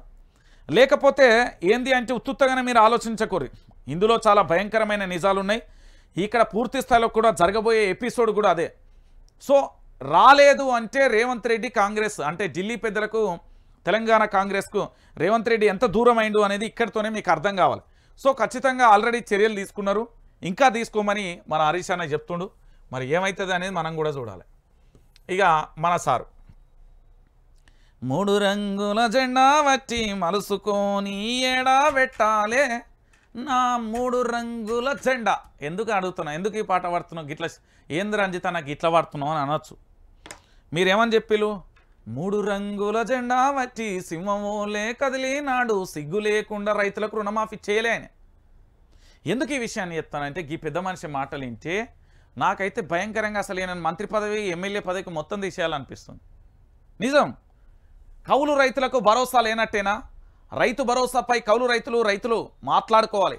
రైతు బంధు ఇంకా ఫైనల్ కాలే, ప్రస్తుతానికి హోల్లో పెట్టాం, పంట వేసిన వాళ్ళకే రైతు బంధు, రుణమాఫీ పూర్తి కాలేదని వెళ్ళాడు, మరో 3,000 కోట్లు అవసరమవుతాయి ఢిల్లీలో వ్యవసాయ శాఖ మంత్రి తుమ్మల నాగేశ్వరరావు. ఎవరు? రైతు భరోసా పెట్టుబడి సాయం వీళ్ళు. ఒకసారి ఇలా ముఖం తెలంగాణ ప్రాంతం ఒకసారి చూడాలి నేను. తుమ్మల నాగేశ్వరరావుజీ చూడు, మంచిగా చూడు, చూసిర్రా? వీళ్ళు ఇస్తారా అనుకుంటారా? వీళ్ళు ఇస్తారా అనుకుంటుర్రా? అది కళ, పగటి కళ. అరే పగటి కళ కనకుర్రా నాయన ఆయన చెప్తారు కదా ఇళ్ళల్లో, గదే. వీళ్ళు ఇచ్చేది లేదు, పొడిచేది లేదు. వీళ్ళు ఏం చేస్తారో తెలుసా, వీళ్ళు హోల్లో పెట్టిలు కదా ప్రస్తుతానికి, ఇంకా ఫైనల్ కాలే. కాదు, అది ఎప్పటి వరకు ఫైనల్ కాదంటే ఇది ఏంది 2024, 25, 26, 27, 28 అప్పటిదాకా ఫైనల్ కాదు. వేచి చూసే ధోరణిలో తెలంగాణ రైతాంగం ఉండాలి. ఇది ఇప్పట్లో ఏంది ఫైనల్ అవుతుంది అనుకోవడం మీ మూర్ఖత్వం. మీరు ఏమని అనుకోరు, నన్ను తిట్టుకున్నా మంచిదే కానీ ఇది నిజం. వీళ్ళు మీకు పెట్టుబడి సాయం రైతు భరోసా ఇస్తారు 17,000 రూపాయలు అంటే ఇంకా అది ఇక చరిత్రలో అసలు ఇక కాదది. వీళ్ళు పూర్తి స్థాయిలో కూడా రకరకాల ప్రయత్నాలకు సంబంధించి జరిగే ఎపిసోడ్ ఏంటంటే తెలంగాణ ప్రాంత బిడ్డలారా దయచేసి మీరందరూ కూడా ఆలోచించాల్సింది ఏంటి అంటే తెలంగాణ రాష్ట్ర వ్యాప్తంగా కూడా రైతులకు సంబంధించి భరోసా లేదా అంటే కౌలు రైతులకు సంబంధించి భరోసా లేనట్టే. తెలంగాణ ప్రాంత బిడ్డలందరూ కూడా దయచేసి ఆలోచించాల్సిన విషయం ఇదే. ఇక్కడ భరోసా లేదా అంటే ఇయర్ వీళ్ళు ఎందుకు ఇస్తారు పూర్తి స్థాయిలో తెలంగాణ ప్రాంత బిడ్డలు అంటే తెలంగాణ ప్రాంత బిడ్డలారా ఇది ఇప్పట్లో కాదు. వీళ్ళు పెట్టుబడి సాయం ఇస్తారా అంటే ఇయ్యరు. ఎందుకు ఇయ్యరు అంటే వీళ్ళ వల్ల కాదు. ఇదంతా ఈ ప్రభుత్వం అంతా బూటుపురాని ప్రభుత్వం. వీళ్ళు ప్రజలకు ఏమన్నా చేస్తారు, రైతులకు ఏమన్నా చేస్తారు, విద్యార్థులకు ఏమన్నా చేస్తారు అంటే ఎవ్వరికి ఏం చేయరు. కాబట్టి తెలంగాణ రైతాంగం, తెలంగాణ ప్రజలందరూ దయచేసి ఆలోచించుకోరు. మీరు మంచి ప్రభుత్వం ఏది, చెడు ప్రభుత్వం ఏది అని మీరు తెలుసుకోవాలి ఖచ్చితంగా. నేను మళ్ళీ చెప్తున్నా, ఈ కౌలు రైతులకు భరోసా లేనట్టే అంటే లేదు, వీళ్ళు ఇయ్యరు. వీళ్ళు ఇచ్చేటాలకు అమాసపై పుణ్యం వస్తుంది, పుణ్యం పోతుంది, ఇక 4 సంవత్సరాలు కూడా గడుస్తుంది, ఆ తర్వాత జరగాల్సినవన్నీ కూడా జరుగుతాయి.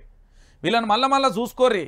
ఈ ఫోటోలలో ఉన్న వ్యక్తులు మళ్ళీ ప్రభుత్వం వేరేది రాగానే వీళ్ళు అక్కడికి రాకపోతే నన్ను అడుగును. వీళ్ళు ఎట్టి పరిస్థితులలో కూడా పూర్తిలకు రైతులకు ఇస్తారని లేదు. రేపు భవిష్యత్తులో ఇంకొక లొల్లొస్తుంది. కౌలు రైతులకు ఏంది అంటే మనోళ్ళు ఇస్తా అన్నారు కదా పైసలు, కౌలు రైతులకు కూడా ఇస్తా అన్నారు. మళ్ళీ పెద్ద పంచాయతీ పెడతారు, మీరు తెలుసుకున్నారని చెప్తారు. వీళ్ళు ఇది దొంగల ప్రభుత్వం. బాజాప్తిగా నేను చెప్తున్నా కదా. ఢిల్లీకి రాహుల్ గాంధీకి రేపన్న ఎల్లుండన్న ఒక పెద్ద మెయిల్ తయారు చేసి ఫస్ట్ ఇక్కడ చదివిన తర్వాతనే మళ్ళీ పంపిస్తా. ఇక రేషన్ కార్డులకు అక్టోబర్ 2 నుంచి అప్లికేషన్లు, సర్కార్ తీరుపై నెట్టింటా విమర్శలు, విధి విధానాలు లేవు, అప్పుడే అప్లికేషన్లు రెడీ, విధి విధానాలపై స్పష్టత ఇవ్వాలని డిమాండ్, గతంలో పెద్ద ఎత్తున ప్రజాపాలన దరఖాస్తులు అవి ఏమయ్యాయని ప్రశ్నలు. ఇదే కాదు, మీ అందరికీ గుర్తుపెట్టుకొని కేసీఆర్ ప్రభుత్వ హయాంలో ఒక్కరోజు సర్వే అనేది జరిగింది. ఆ సర్వేలో నా మిత్రుడి ప్రాణాలు కోల్పోయిన ఆ ఒక్కరోజు సర్వే లేకపోతే హైదరాబాద్లో ఉద్యోగం చేసేటోడు ఊరికి రాకపో. దాని గురించి వస్తున్న సమయంలో యాక్సిడెంట్లో చనిపోయింది ఒక విషయం. దాని తర్వాత ఈ పెద్ద మనిషి ఎవరు, రేవంత్ రెడ్డి అభయాస్తం అని ఇచ్చిండు. నేను చెప్పలే, మొట్టమొదటిసారిగా పూర్తి స్థాయిలో ఆయన పెట్టింది ఏంటి అంటే అభయాస్తం సంబంధించి దరఖాస్తులకు అప్లికేషన్లు పెట్టుకోమని పూర్తి స్థాయిలో ఇచ్చిండు. ఏంది ప్రజాపాలన దరఖాస్తులు అని. ఇవన్నీ కూడా ఎక్కడ పోయినాయి, డస్ట్బిన్లో పోయినాయా? మొత్తం ఆ టిక్కు పెట్టుర్రి, ఈ టిక్కు పెట్టుర్రి, ఏ టిక్కు పెట్టుర్రి అని జనాలను భయపెట్టి భయభ్రాంతులకు గురి చేసి ఏం చేసిలు వీళ్ళు? రోడ్డు మీద గజ్జి వీకిలా, కొడుగుడి మీద ఈకల వ్యక్తుల లుచ్చా ప్రభుత్వం. ఇదో ప్రభుత్వం వీళ్ళది. రేషన్ కార్డులు అయితే ఇస్తాలి, ఇది ఇవ్వాల్సిందే, బాజాప్తి ఇవ్వాలి. అప్పటి ప్రభుత్వంలో ఇయ్యక గోసపడుతున్నారు. అరే రేషన్ కార్డులు ఇవ్వడానికి మీ సొమ్మేం పోతుందిరా నాయన? రేషన్ కార్డులు ఎవరైనా ఇవ్వాలి, ఏ ప్రభుత్వం అయినా ఇవ్వాలి. ఇక దీంతో పాటు ఇక నేను చెప్పలే, వీళ్ళందరూ మా ఊరి వేరు. నిన్న మంత్రులకు లైవ్ కవరేజ్ లేదు. ఢిల్లీలో తుమ్మల అధికారిక ప్రెస్ మీట్, అయినా ఎవరికి ఎలాంటి లైవ్ ఇవ్వలేదు. నర్సంపేటలో మంత్రుల కార్యక్రమానికి ఇదే పరిస్థితి. నర్సంపేటలో నిన్న బొయిలు ఉప్పుకుంటా జిక్కు అని ఉప్పుకుంటా పోయారు. ఏం చేసిర్రు?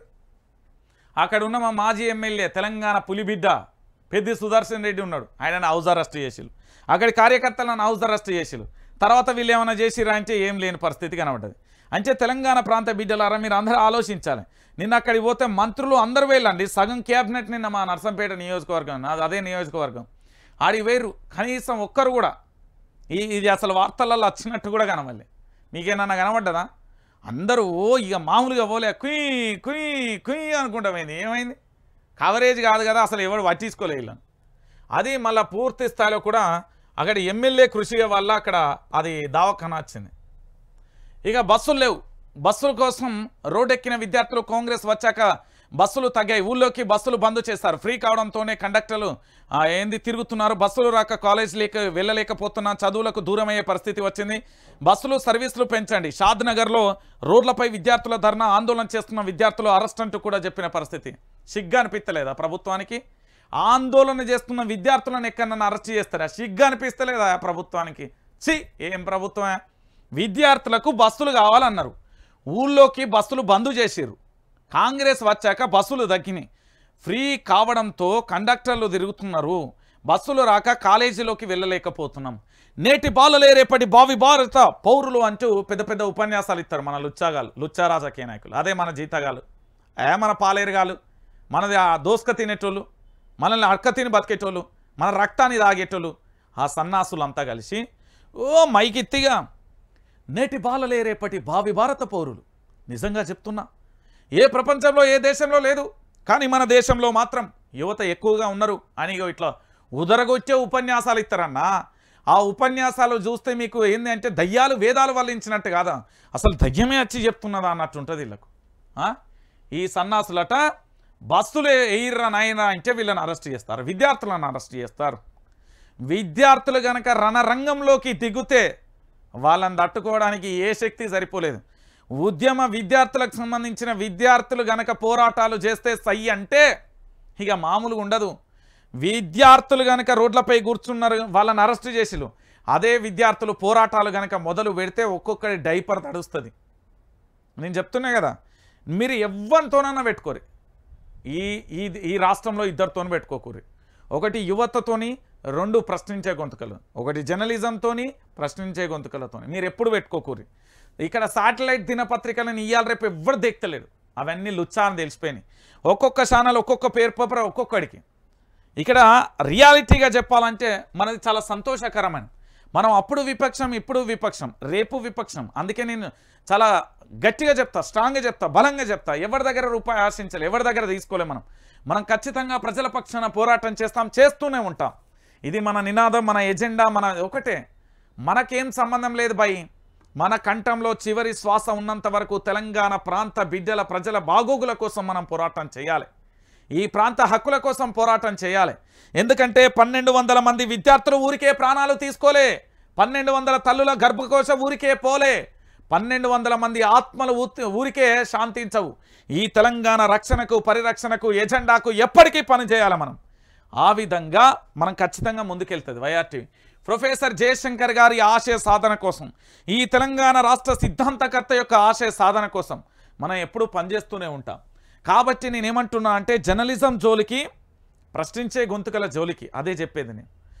యువత జోలికి పోతే అది ఏదైనా, మీరు బంగ్లాదేశ్ తిరుగుబాటు చూసిరు కదా, 25 ఏళ్ళ యువకుడు, 28 ఏళ్ళ లోపల అందరూ కూడా ఒక ప్రభుత్వాన్ని అసలు మొత్తం భయపెట్టి పరారైపోయే పరిస్థితి అయిపోయింది, వెళ్ళిపోయారు. అంటే మీరు అందరూ కూడా దయచేసి ఆలోచించాలి. తెలంగాణ ప్రాంత బిడ్డలందరూ చెప్పేది ఏంటి అంటే, ఈ తెలంగాణ రాష్ట్ర వ్యాప్తంగా కూడా యువతతోని ఈరోజు కాంగ్రెస్ ప్రభుత్వం ఆడుకుంటున్నది. ఈరోజు పూర్తి స్థాయిలో కూడా కాంగ్రెస్ ప్రభుత్వం ఏం చేస్తున్నది అని చెప్పడానికి ఒక నిదర్శనం అన్నట్టు. కాంగ్రెస్ ప్రభుత్వానికి రోజులు దగ్గర పడ్డాయని చెప్పడానికి ఇది ఒకటి. ఇక మరొక అంశం, అమ్మా తల్లిదండ్రులారా, తెలంగాణలో మీ బిడ్డలను, కొడుకులను కనుక గురుకులాలలో చదివిస్తే, కస్తూర్బాగ్ లేదా ఇంకేమన్నా పాఠశాలలలో కనుక చదివిస్తే మీరు దయచేసి ఆలోచించండి. మీ ఇంటి కొడుకుగా చెప్తున్నా, మీ తల్లి గర్భంలో ఉట్టకపోయినా నీ కొడుకులా చెప్తున్న తల్లులారా, మీ బిడ్డల హాస్టళ్లలో సంతోషంగా ఉన్నారు, బాగా చదువుకుంటున్నారు. నా బిడ్డ కలెక్టర్ అవుతుంది, నా బిడ్డ ఎస్పీ అవుతుంది, నా బిడ్డ టీచర్ అవుతుంది, నా బిడ్డ డాక్టర్ అవుతుంది, నా బిడ్డ శాస్త్రవేత్త అవుతుంది, నా కొడుకు ఒక ఎస్పీ అవుతాడు, నా కొడుకు సంబంధించి పూర్తి స్థాయిలో ఈ దేశానికి సేవ చేస్తాడు, ఒక ఆర్మీలోకి పోతాడు, లేకపోతే ఓ పైలట్ అవుతాడు, రకరకాల కళలు అంటున్నారేమో. ఆ కళలను కాసేపు పక్కన పెట్టండి. ఫస్ట్ నీ కొడుకు బిడ్డ ఆరోగ్యంగా ఉన్నారా లేదా తెలుసుకోండి. ఫస్ట్ నీ కొడుకు బిడ్డ 3 పూటల తింటున్నారా లేదా తెలుసుకొని, ఫస్ట్ నీ కొడుకు బిడ్డ అక్కడ ఏంది పూర్తిగా మంచిగానే ఉన్నారా తెలుసుకొని. ఎందుకు ఈ విషయం చెప్తున్నా అంటే, టీచర్లు లేరు, టీచర్ల కోసం రోడ్డెక్కిన విద్యార్థినులు, టీచర్లు కావాలంటూ నినాదాలు, 17 మంది బదిలీపై వెళ్తే వచ్చేది 2 క్లాసులు జరుగుతలేవు, మా జీవితాలతో ఆడుకోవద్దు, మేము ఫెయిల్ అయితే ఎవరు బాధ్యులు, ప్రభుత్వాన్ని ప్రశ్నించిన విద్యార్థినీలు. సీఎం రేవంత్ రెడ్డి దగ్గరే విద్యాశాఖ, మనోడు full time minister Revanth రెడ్డిజీ. Hi Revanth Reddy గారు. అన్నయ్య నమస్తే, గుడ్ మార్నింగ్. లేసారా? లేస్తే ఈ వార్త చూడుర్రి. మీరు ఎట్లా వైఆర్టీవీ సబ్స్క్రైబరే కదా, చూడుర్రి. ఏంది ఏమంటున్నారు, ఫుల్ టైం అన్నారు కదా, మరి ఏంది లొల్లి ఏంది? మీకు ఇంకొక తెలంగాణ రాష్ట్ర వ్యాప్తంగా ఒకటి రచ్చరచ్చగా మారింది మీ అందరికీ. ఏంది అంటే చూపెట్టాలి, ఎందుకంటే ఆ చూపెట్టకపోతే ఎట్లా తెలంగాణ ప్రాంత బిడ్డలందరికీ కూడా తెలవాలి. ఆ వీడియో చాలా తెలంగాణ రాష్ట్ర వ్యాప్తంగా ఒకసారి రచ్చగా మారిపోయిన పరిస్థితి కనబడుతుంది. ఏంది అంటే తెలంగాణ ప్రాంత బిడ్డలందరికీ ఆ వీడియో చాలా మర్చికింటారు, అది అందరికీ తెలిసిన విషయం. ఇది ఒక్కసారి మనం అందరం కూడా విందాం. అధికారులు వస్తుండ్రు, ఒక్కసారి ఇది వినాలి.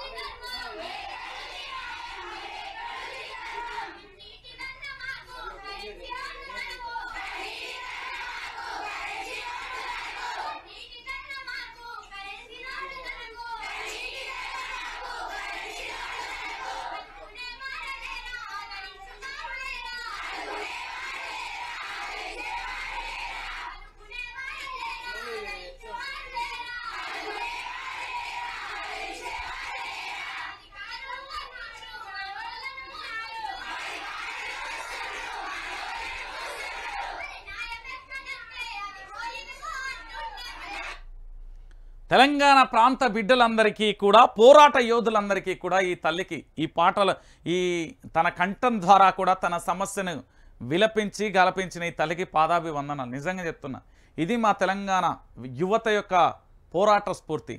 గుంపు మేస్త్రి అలియాస్ రేవంత్ రెడ్డి గారు తెలుసుకోర్రి. నేను ఎందుకు చెప్తున్నా అంటే మీకు మంచి చెప్తున్నా.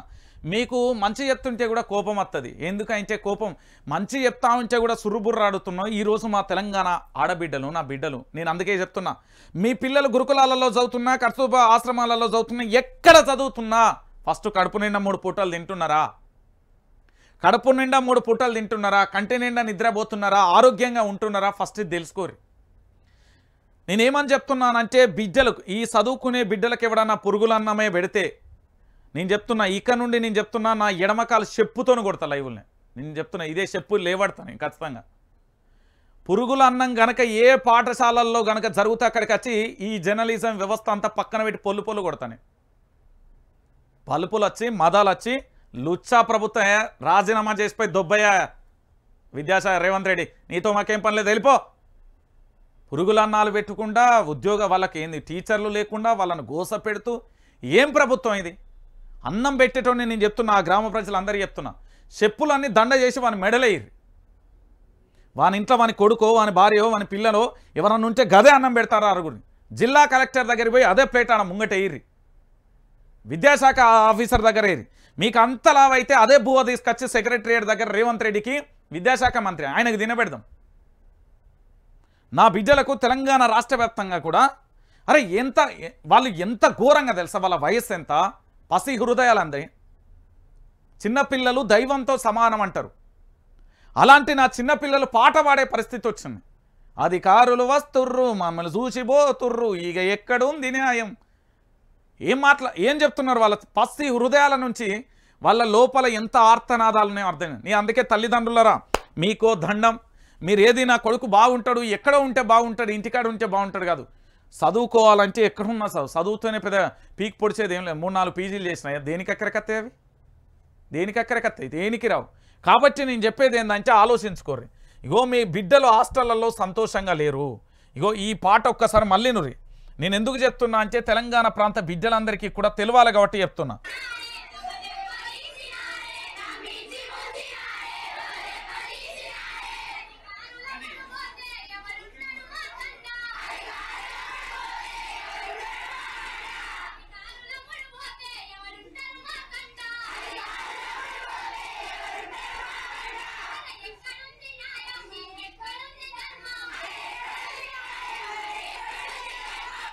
ఎంత ఎంత ఎంత ఎంత క్లారిటీగా చెప్పింది తెలుసా ఆ చిన్నారి?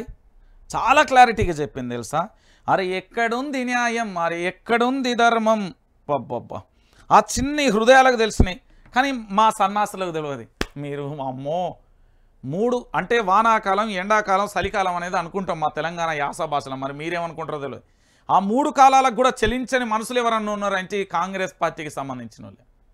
అరే ఒక చిన్నారి ఇంత అద్భుతంగా ఇనురి.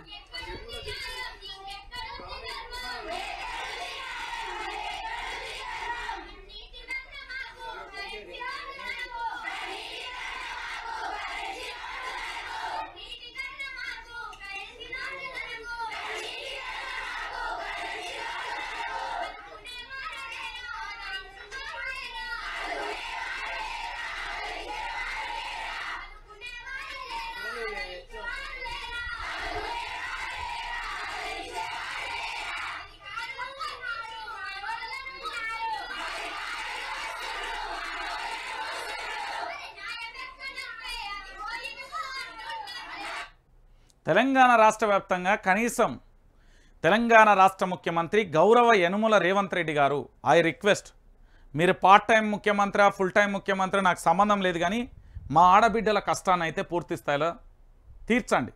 నేను చెప్తున్నా, రిక్వెస్ట్ అంటున్నా, మీకు రిక్వెస్ట్ చేస్తున్నా. నా ఆడబిడ్డలు కన్నీళ్లతో ఉంటున్నారు.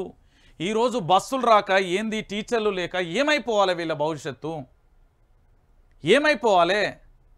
పోయింది 17 మంది, కానీ వచ్చింది 2. ఇగో ప్లాకార్డులలో చూడరు, తెలంగాణ బిడ్డలారా చూడరు, మీరే చూడరు, ఇక చూడరు. పోయింది 17 మంది, వచ్చింది 2. We want justice, we want justice. మేము ఇట్లయితే మా భవిష్యత్తు ఎవడు అడగాల ఏదో సంథింగ్, అది క్లియర్గా కనబడతలేదు, కానీ ఇగో ఇది పరిస్థితి. టీచర్లు లేక ఇది తెలంగాణలో విద్యా వ్యవస్థ ఇది. అయ్యా నేను బుధగరిస్తున్నా ముఖ్యమంత్రి రేవంత్ రెడ్డి, రిక్వెస్ట్ చేస్తా ఉన్నా, నువ్వు పార్ట్ టైం మినిస్టర్ కాదు, ఫుల్ టైం మినిస్టర్, మర్చిపోయినవేమో. నువ్వు తెలంగాణ రాష్ట్ర ముఖ్యమంత్రి.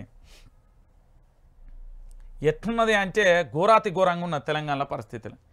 ఇకనైనా ఆలోచించకపోతే ప్రజలారా ఘోరమైన పరిస్థితి ఏర్పడుతుంది. నేను తల్లిదండ్రులకే చెప్తా, ఎందుకంటే నీ కొడుకు బిడ్డ కావచ్చు, నీకు ఆ ప్రేమ ఉంటుంది, వాళ్ళకెందుకు ఉంటుందన్నా? నాకున్నది, ఆ కష్ట నష్టాలను భరించొచ్చిన కాబట్టి ఆ బాధ ఏందో తెలుసు. దయచేసి ఆలోచించుకోవాలి. ఇంత ఘోరమా? ఇగో మనల్ని ఏమన్నారు అంటే, మేము సంవత్సరం అవుతుంది వచ్చి ఈ సంవత్సర కాలంలో 65,000 ఉద్యోగాలు ఇచ్చినామని మన ముఖ్యమంత్రి, ఉండిలేని ముఖ్యమంత్రి చెప్పిండు రేవంత్ రెడ్డి గారు. ఉండిలేని ముఖ్యమంత్రి అంటే ఆయనకు స్పష్టమైన అవగాహన ఉండదు, ఆయన ఏం మాట్లాడుతో తెలియదు. ఒకరోజు నాకు తెలిసి గతంలో ఒక ముఖ్యమంత్రిని కలిసినప్పుడు నేను చెప్తా ఉన్నా, తెలంగాణ రాష్ట్రం రాకముందుకు, రేపు పొద్దుగాల ఏదైనా సభలు సమావేశాలు లేదా ఎక్కడైనా మాట్లాడాలి అంటే ఖచ్చితంగా దానికి సంబంధించిన డీటెయిల్స్ తీసుకొని దాని మీద ఒక అవగాహనకు వచ్చి పూర్తి స్థాయిలో తెలుసుకున్న తర్వాత ఆయన మాట్లాడేది. కానీ ఇవాళ ముఖ్యమంత్రి ఎట్లున్నాడు? శిఖబూని అనగానే వాళ్ళు మాట్లాడతారు. కేసీఆర్ హయాంలో భారీగా కొలువుల సృష్టి, స్వరాష్ట్రంలో పరిశ్రమల ఏర్పాటుకు పెద్ద ఎత్తున తోడ్పాటు, 40 ఏళ్లతో సమానంగా 10 ఏళ్లలో ఉద్యోగ కల్పన, రాష్ట్రంలో భారీగా విస్తరించిన ఐటీ, ఆహార, ఔషధ పరిశ్రమలు. ఎంఎస్ఎంఈ పాలసీ సందర్భంగా వెల్లడించిన ప్రభుత్వం 12 రంగాలలో 40 ఏళ్లలో లభించిన ఉద్యోగాలు 67 లక్షలు. ఇందులో 10 ఏళ్లలో లభించిన ఉద్యోగాలు కేవలం 30 లక్షలు మాత్రమే అంటూ కూడా చూసిన పరిస్థితి కనబడుతుంది. అర్థమైందా ఇప్పటికైనా? కేసీఆర్ హయాంలో భారీగా ఉద్యోగ కల్పన జరిగిందండి. కానీ బట్టగాల్చి మీద వేసే ప్రయత్నం చేసిళ్ళు, ఇది నిజం. మీరు ఈ విషయాన్ని ఒక్కటి మాత్రం ఖచ్చితంగా కూడా మీరు గుర్తుపెట్టుకోవాలి. ఈ ప్రభుత్వం అంత సినిమా లేదు. అల్లుడా మజాక తొర్రూరులో ఎర్రకుంట అలుగు వివాదం, ఉన్న చోట కాకుండా స్థలం మార్చి నిర్మాణం, దీని వెనుక మతలబు ఏంటని ప్రశ్నిస్తున్న రైతులు. విల్లాల కోసమే నీటి మళ్లింపు అనే అనుమానాలు. ఎమ్మెల్యే అల్లుడితో ప్రాణభయం అంటూ ఆరోపణలు. తమ భూములను మునుగుతాయనే ఆందోళన. 6 రోజులుగా రైతు కుటుంబాలను ఎవడా ఎమ్మెల్యే, ఎవడా అల్లుడు, ఎవడాడు, ఏం కథ ఒకసారి చూద్దాం. ఊరి తుర్కయాంజల్ నిన్న మొన్నటి వరకు ఆదరువుగా ఉన్న ఆ నీటి వనరే ఇప్పుడు కొందరి నిర్వాహక మూలంగా అక్కడి రైతుల పాలిట శాపంగా పరిగణించబోతుంది.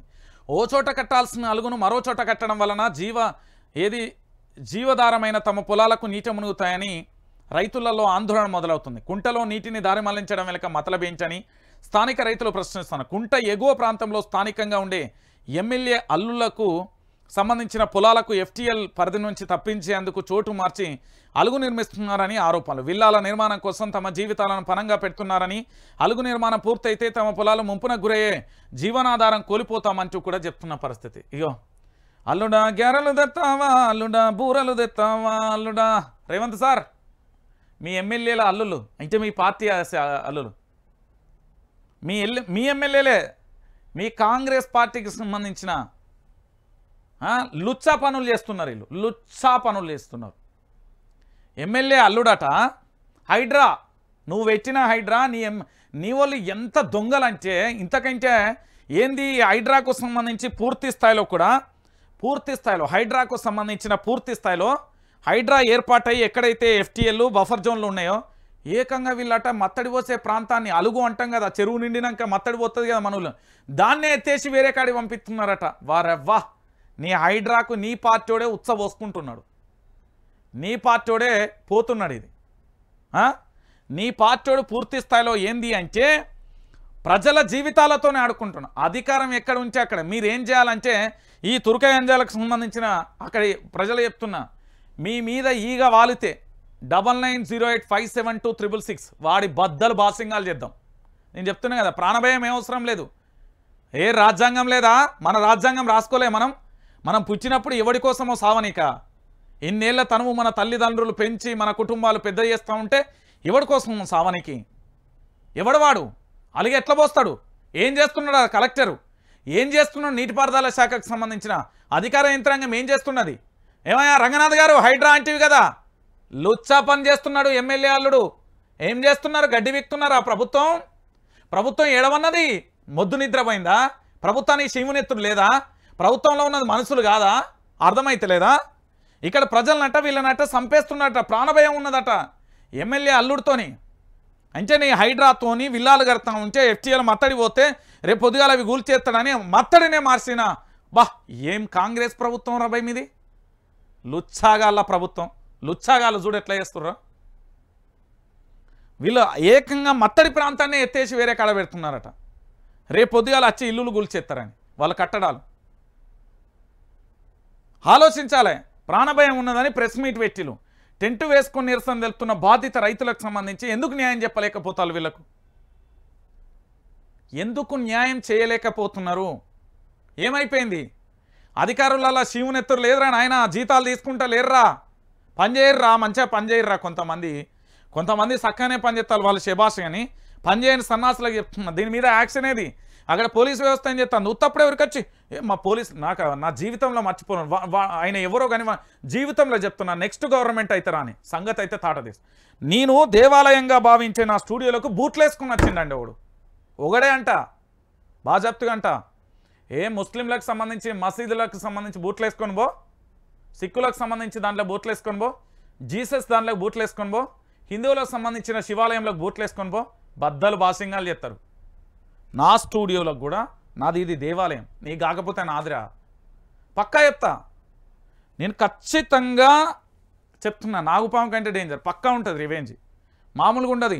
ఎవడెవడో కేసులు పెడుతున్నాడో, ఎవడెవడో దాన్ని ఎన్నుకున్నాడో, నాది ఏది అదేదే చెప్పేది ఆయనే ఉన్నదా? దాంట్లో ఉన్నాయి మీ రాసలీలలో మంత్రి గారి లీలలే ఉన్నాయి. నా మీద కుట్ర చేసిన మంత్రి గారి లీలలే దొరకవచ్చిన వాళ్ళ చుట్టూ ఉండే యంత్రాంగంతో వారి యొక్క రాసలీలలన్నీ బయట పెడతా. కొంచెం చెప్తున్నా, బాజాప్తగా చెప్తా, భయంకరంగా ఉంటుంది. ఉంటే నువ్వన్నీ ఉండాలి, నేను మాత్రం ఖచ్చితంగా ఉండాలి. ఈ తెలంగాణ ప్రాంత బిడ్డల కోసం అవసరం నువ్వు అవసరం లేదు. మీరు వందల వేల కాంట్రాక్టులు చేస్తూ, నిర్మాణాలు చేస్తూ, బెదిరిస్తూ, భయభ్రాంతులకు గురి చేస్తూ చేసేవాళ్ళు అవసరం. ఆ మంత్రి గారి లీలలలో ఒక ఎపిసోడ్ చెప్తాను.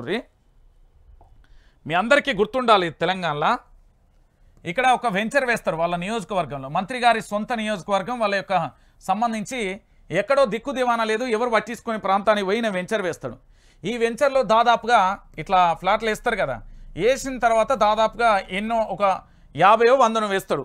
దానికి డైరెక్ట్గా ఎమ్మెల్యే తన మనసులను పంపిస్తారు.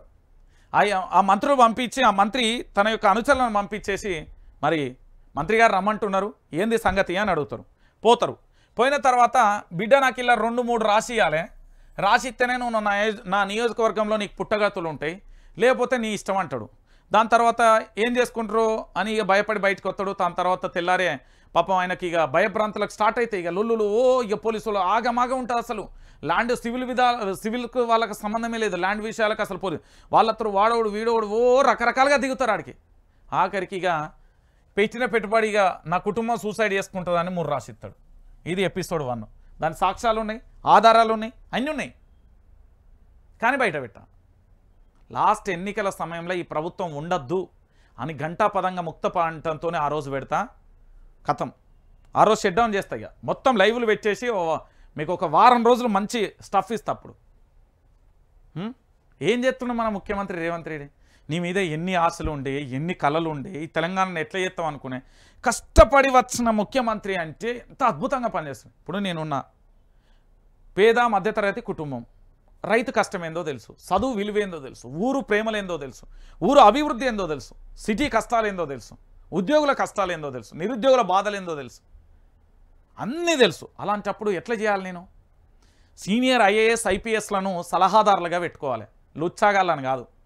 వాళ్ళ యొక్క ఏంది అంటే సలహాలన్నీ తీసుకోవాలి. తీసుకొని తెలంగాణ రాష్ట్రాన్ని ఎట్లా చేయాలి? కేసీఆర్ ఎగ్జాంపుల్ చెప్తున్నా. కేసీఆర్ ఒక రూపాన్ని తీసుకొచ్చాను. తెలంగాణ 100% ఉందండి.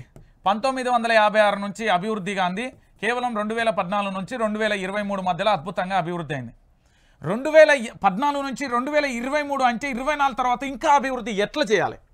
కేసీఆర్ను మించి ఇంకెట్లా అభివృద్ధి అనే ఆలోచన ఉండాలి. కానీ కేసీఆర్ అభివృద్ధి కట్టడాన్ని ఎట్లా కూల్చేయాలి, ఆయన ఆనవాళ్ళు ఎట్లా లేకుండా ఇదా పరిపాలన? ఏం పరిపాలన? ఇగో తెలంగాణ ప్రాంత బిడ్డలారా, ఇగో వీళ్ళకు అండగా ఉండండి. దయచేసి చెప్తున్నా, బీజేపీ పార్టీ కాంగ్రెస్ పార్టీ కాదు, బీజేపీ బీఆర్ఎస్కు చెప్తున్న విపక్షాలు వీళ్ళకి తోడుగా ఉండండి. ఆ ఎమ్మెల్యే అల్లుడెవడో వాని సంగతి ఏందో జర చూడుర్రి.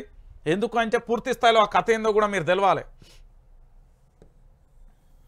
ఇగో గాంధీ దవాఖానాపై నిజ నిర్ధారణ కమిటీ, నిపుణుల కమిటీ ఆధ్వర్యంలో అధ్యయనం చేస్తాం. బాధ్యత గల ప్రతిపక్షంగా ప్రభుత్వానికి సూచనలు ఇస్తాం. మాతా శిశు మరణాలపై సర్కార్ స్పందన అవమాననీయం. ప్రశ్నించిన వారిపై ఎదురుదాడి మాని చక్కదిద్దుకోండి. ఒకవేళ బీఆర్ఎస్ ప్రైవేట్కు కొమ్ము కాస్తి ఉంటే రాష్ట్రంలో తెల్లకోటు విప్లవం సాధ్యమేనా అంటూ కేటీఆర్ వ్యాఖ్యలు చేస్తుంది. నేనేమంటున్నా అంటే ఒకసారి తెలంగాణ ప్రాంత బిడ్డలందరికీ తెలవాలి, పేదోడు కష్టం వస్తే పోయేది గాంధీ దవాఖానా, ఉస్మానియా దవాఖానా, ఎంజిఎం దవాఖానా, ఇంకోటి.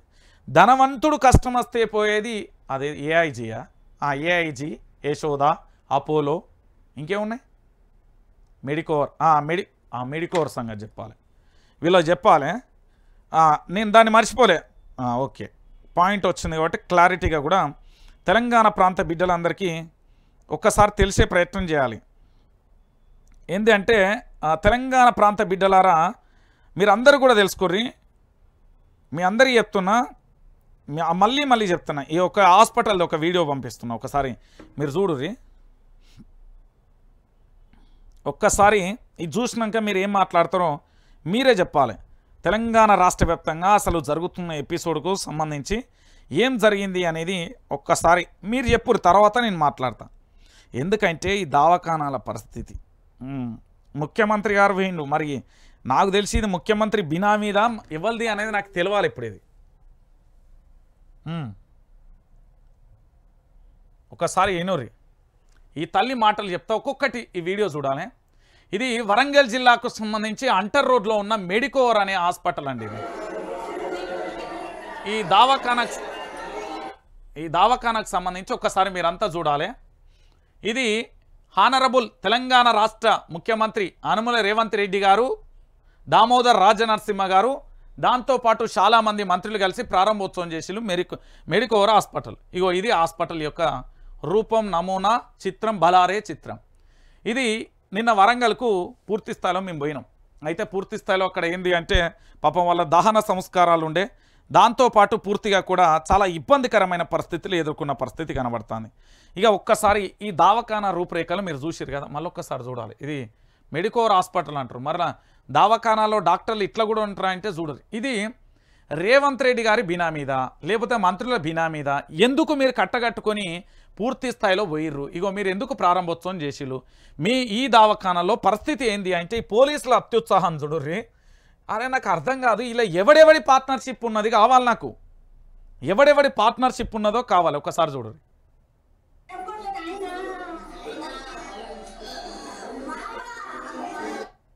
ఒకసారి చూడాలి ఆ కన్నీళ్లకు. ప్రెస్ మాట్లాడతారు నేను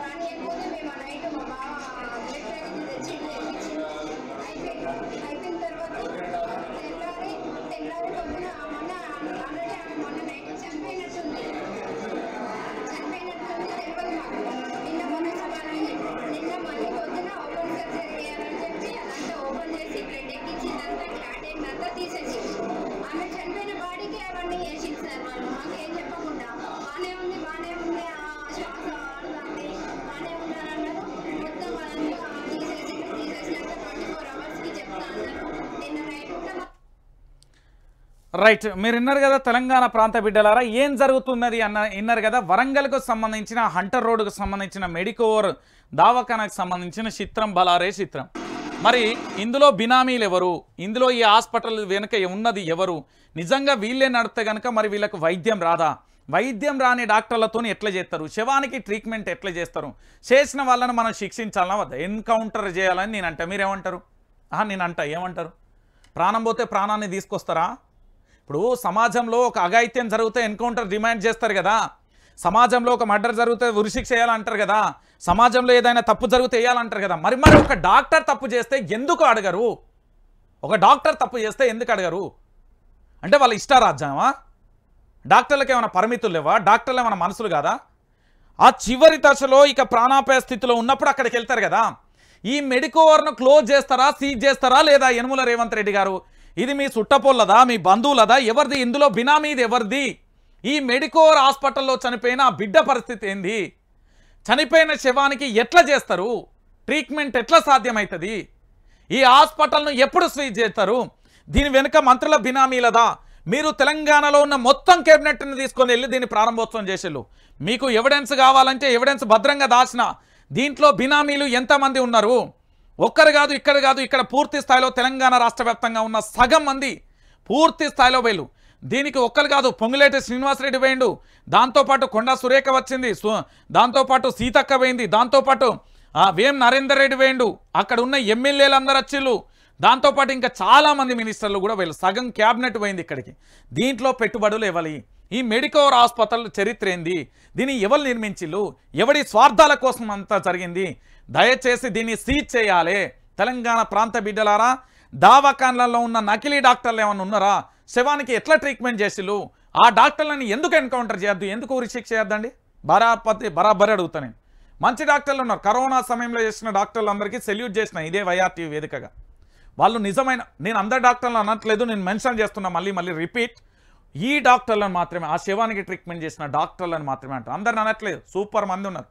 నా స్నేహితులు ఉన్నారు, కరోనా సమయంలో ప్రాణాలను తెగించి దాదాపుగా 20 రోజులు, 15 రోజులు, నెల రోజులు ఇంటికి రాకుండా సేవలు అందించిన వాళ్ళు ఉన్నారు. వాళ్ళు గొప్పలు. అలాంటి వాళ్ళ గురించి నేను నేను చెప్తున్నా కదా. మరి వీళ్ళ పరిస్థితి ఏంది? ఈ హాస్పిటల్ ఎప్పుడు సీజ్ చేస్తారు? వరంగల్ మెడికోర్ హాస్పిటల్ను యనుమల రేవంత్ రెడ్డి ప్రారంభించింది కాబట్టి, ఇది ముఖ్యమంత్రి తప్పు కాబట్టి, ఇది ప్రభుత్వానికి సంబంధించిన హత్యగా పరిగణిస్తూ ఈ దవాఖానాను క్లోజ్ చేస్తారా లేదా? నేను మళ్ళీ అడుగుతాను.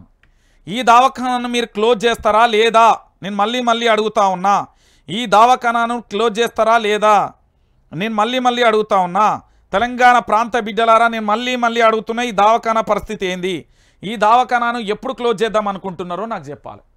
బాగా జాగ్రత్తగా చెప్పాలి. లేకపోతే దానికి పోయి ఎపిసోడ్లు చెప్తా. నేను చెప్తున్నా కదా, వరంగల్ నాది వరంగలే, ఇది వరంగలే. ఆట ఏందో గట్టిగా ఉంటుంది కథ చెప్తున్నా కదా.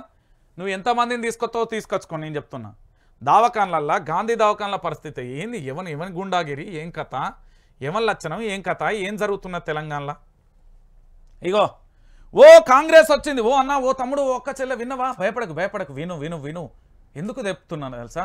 ప్రజాభవన్ మొత్తం కంచె ఏంది బద్దలు కొచ్చినావు, అయిపోయింది ఇక తెలంగాణ అద్భుతం. వాహు అయిపోయింది. ఇక బద్దలు కొట్టిర్రంటే కంచె బద్దలు కొట్టిళ్ళు, తెలంగాణ సూపర్. ఇక ప్రజాపాలన ఇదేంద్రబాయ్, పారామిలిటరీ బలగాలు ఎక్కడి నుండి వచ్చినాయి? పోలీసుల ముందు, ప్రజాభవన్ ముందు కంచేంది?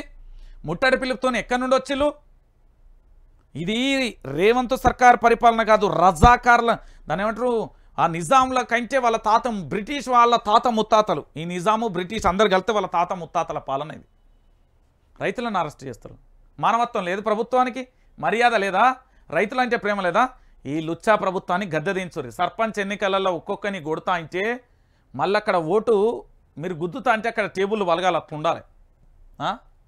ఇక బిగ్ బ్రదర్స్ బెదిరింపు, 4th సిటీ ఫ్యూచర్ ట్రైనింగ్. ఇగో గుడితండ, తండాకు తెలుసు కదా, ఈ ఊరు మాయమైంది. గుడితండ గుండెపై RRR పిడుగు. ఆ పేరు ప్రస్తావించగానే తండావాసుల కన్నెర్ర. పెద్దోళ్ళ కోసం ఊరిని నాశనం చేస్తారా అని ఆగ్రహం. నెల రోజులుగా నిద్రపోతలేమని ఆవేదన అంటూ కూడా చెప్తున్న పరిస్థితి. కూందారం భూదందా 100 ఎకరాల చెర. నయ్యి మనచలను దింపి రైతులకు బెదిలింపు. భూపోరాట నేతల అజలాపురంలోనే నేడు అల్లాకల్లోలం. కోట్ర చౌరస్తా వేదికగా బేరసారాలు, ఒప్పందాలు. రైతుల నుంచి ఇప్పటికే 100 ఎకరాలకు పైగా కొనుగోలు, 400 ఎకరాలే లక్ష్యంగా కొనసాగుతున్న సెటిల్మెంట్లు.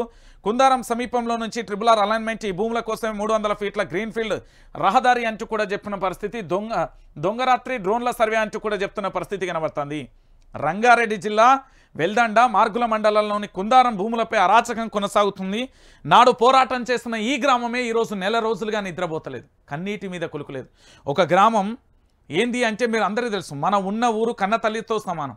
ఆ ఊరు గనక మునిగిపోయో, ఆ ఊరును ఏమన్నా చేస్తే, ఏదన్నా జరిగితే అక్కడి కుటుంబాలు చెల్లా చెదరైపోయిన తర్వాత ఆ కన్నీటి గోస మనకే తెలుసు.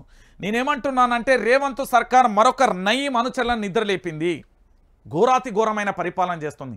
ఈ అరాచకమైన పాలన గనక మీరు అంతమొందించకపోతే, ఈ పాలనను గనక కట్టడి చేయకపోతే, తెలంగాణ ప్రాంత బిడ్డలారా, నేను మళ్ళీ చెప్తా ఉన్నా, పూర్తి స్థాయిలో చెప్తా ఉన్నా, రేపు ఇక మనకు పుట్టగతులు లేకుండా చేస్తుంది. తెలంగాణ ప్రాంత బిడ్డలందరూ కూడా ఆలోచించాలి. తెలంగాణ రాష్ట్ర వ్యాప్తంగా నేను మళ్ళీ చెప్తా ఉన్నా, ఈరోజు ఈ భూములనే కాదు చాలా గ్రామాలను కూడా వల్లకాడు చేస్తారు, కాటికి కాలు జాపేలా చేస్తుంది కాంగ్రెస్. దయచేసి ఆలోచించమని మళ్ళీ పెడుతున్నా. మీకోసం వైఆర్టీవీ ఉంటుంది, 9908572666. నేను వస్తున్నా మీకోసం.